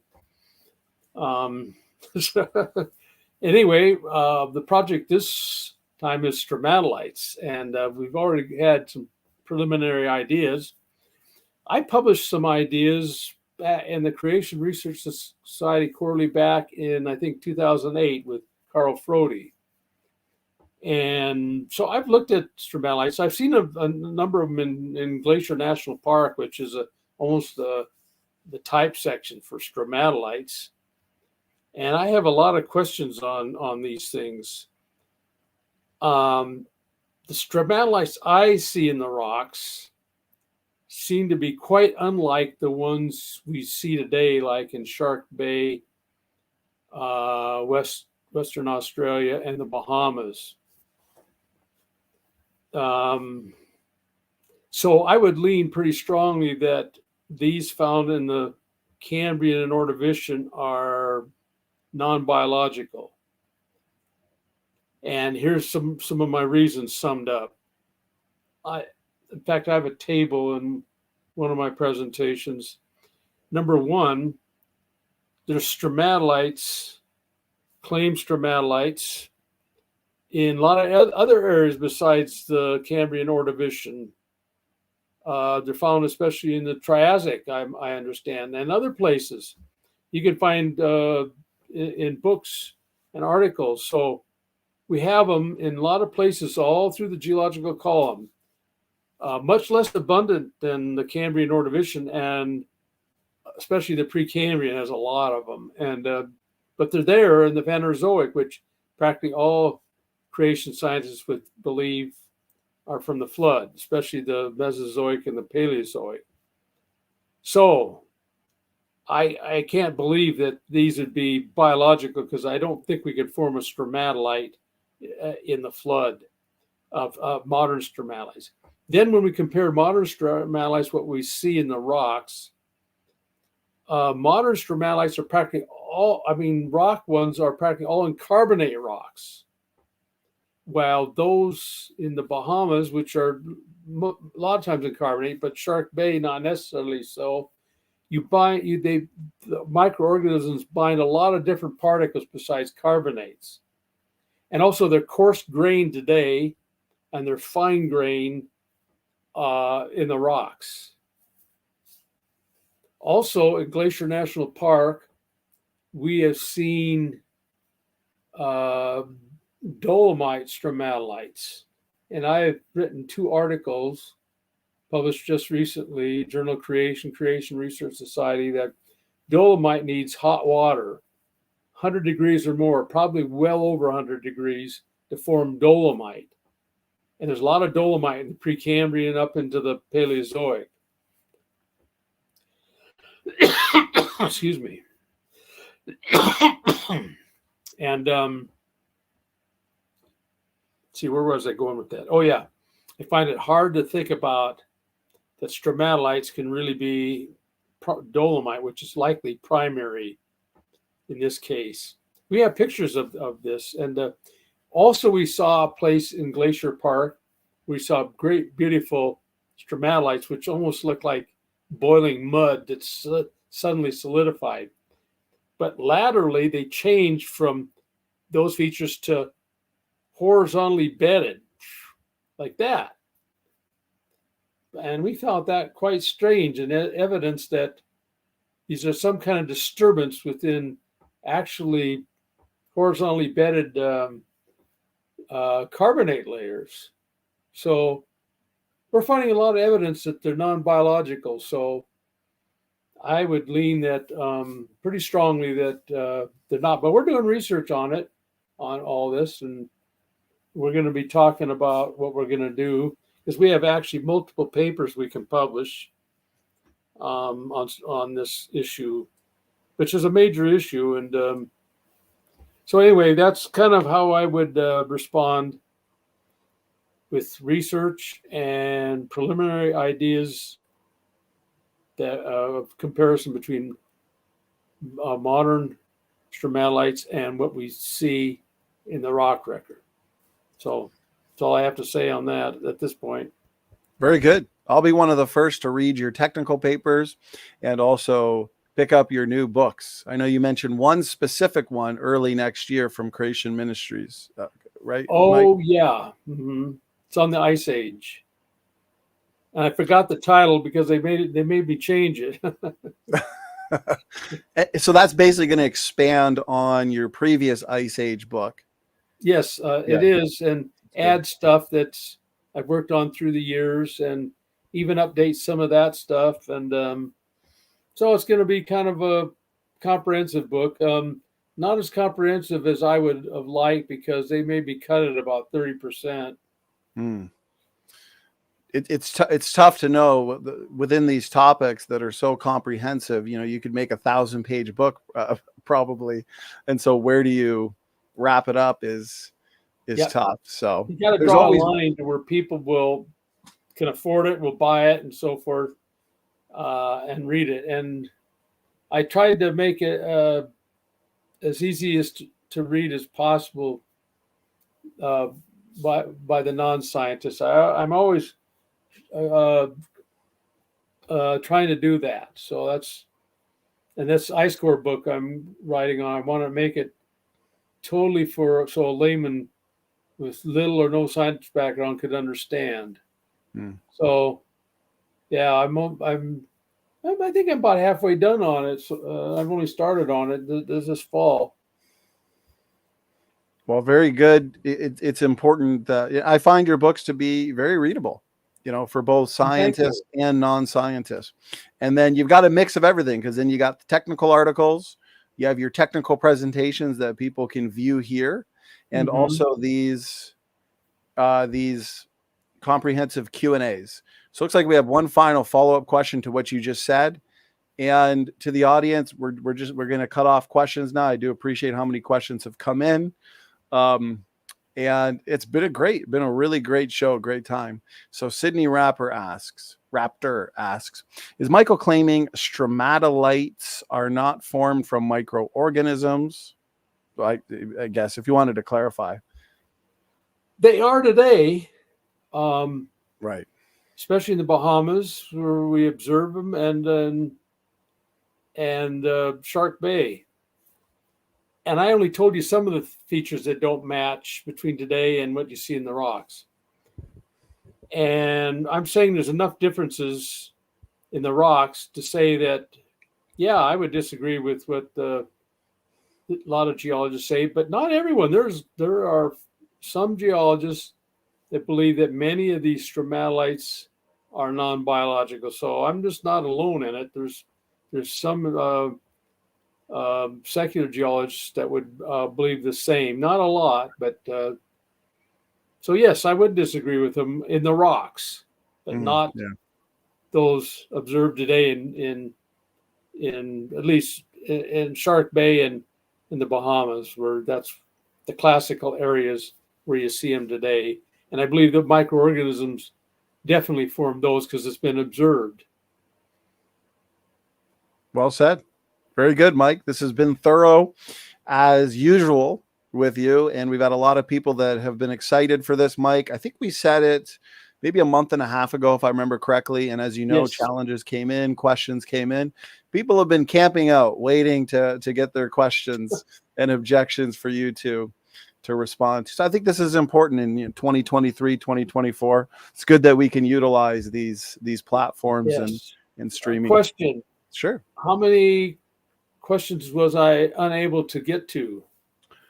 I would say you got to, I'm looking at the side, we got about 30, and you got to about 95% of them.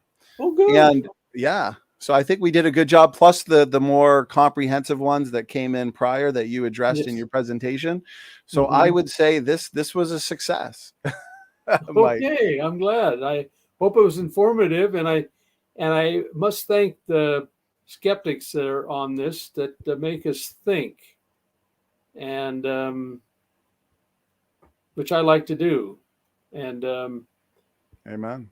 And I consider them research questions, even though for some of them I'll never have the time to ever get to them.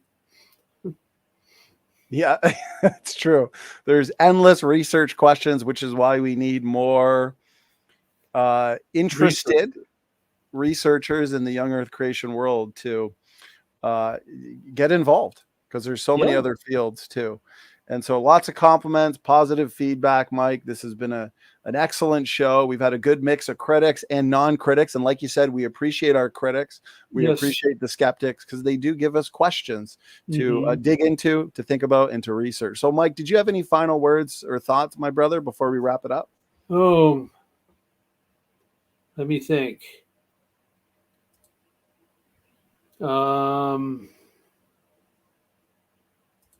This time I'm speechless. That's okay. You've said a lot, and you've given us basically 3 hours of your time. So for me, time has flown by. I do want to encourage the audience to please share this content around. And if you still have questions, or questions come to mind, save those. Maybe we'll try and get another one of these in at some point in the future. And Mike, it's been a blessing, my brother. I appreciate your time. And we're going to wrap it up here. Welcome. So God bless, and God bless the audience as well. I really appreciate everybody tuning in. Standing for Truth is out.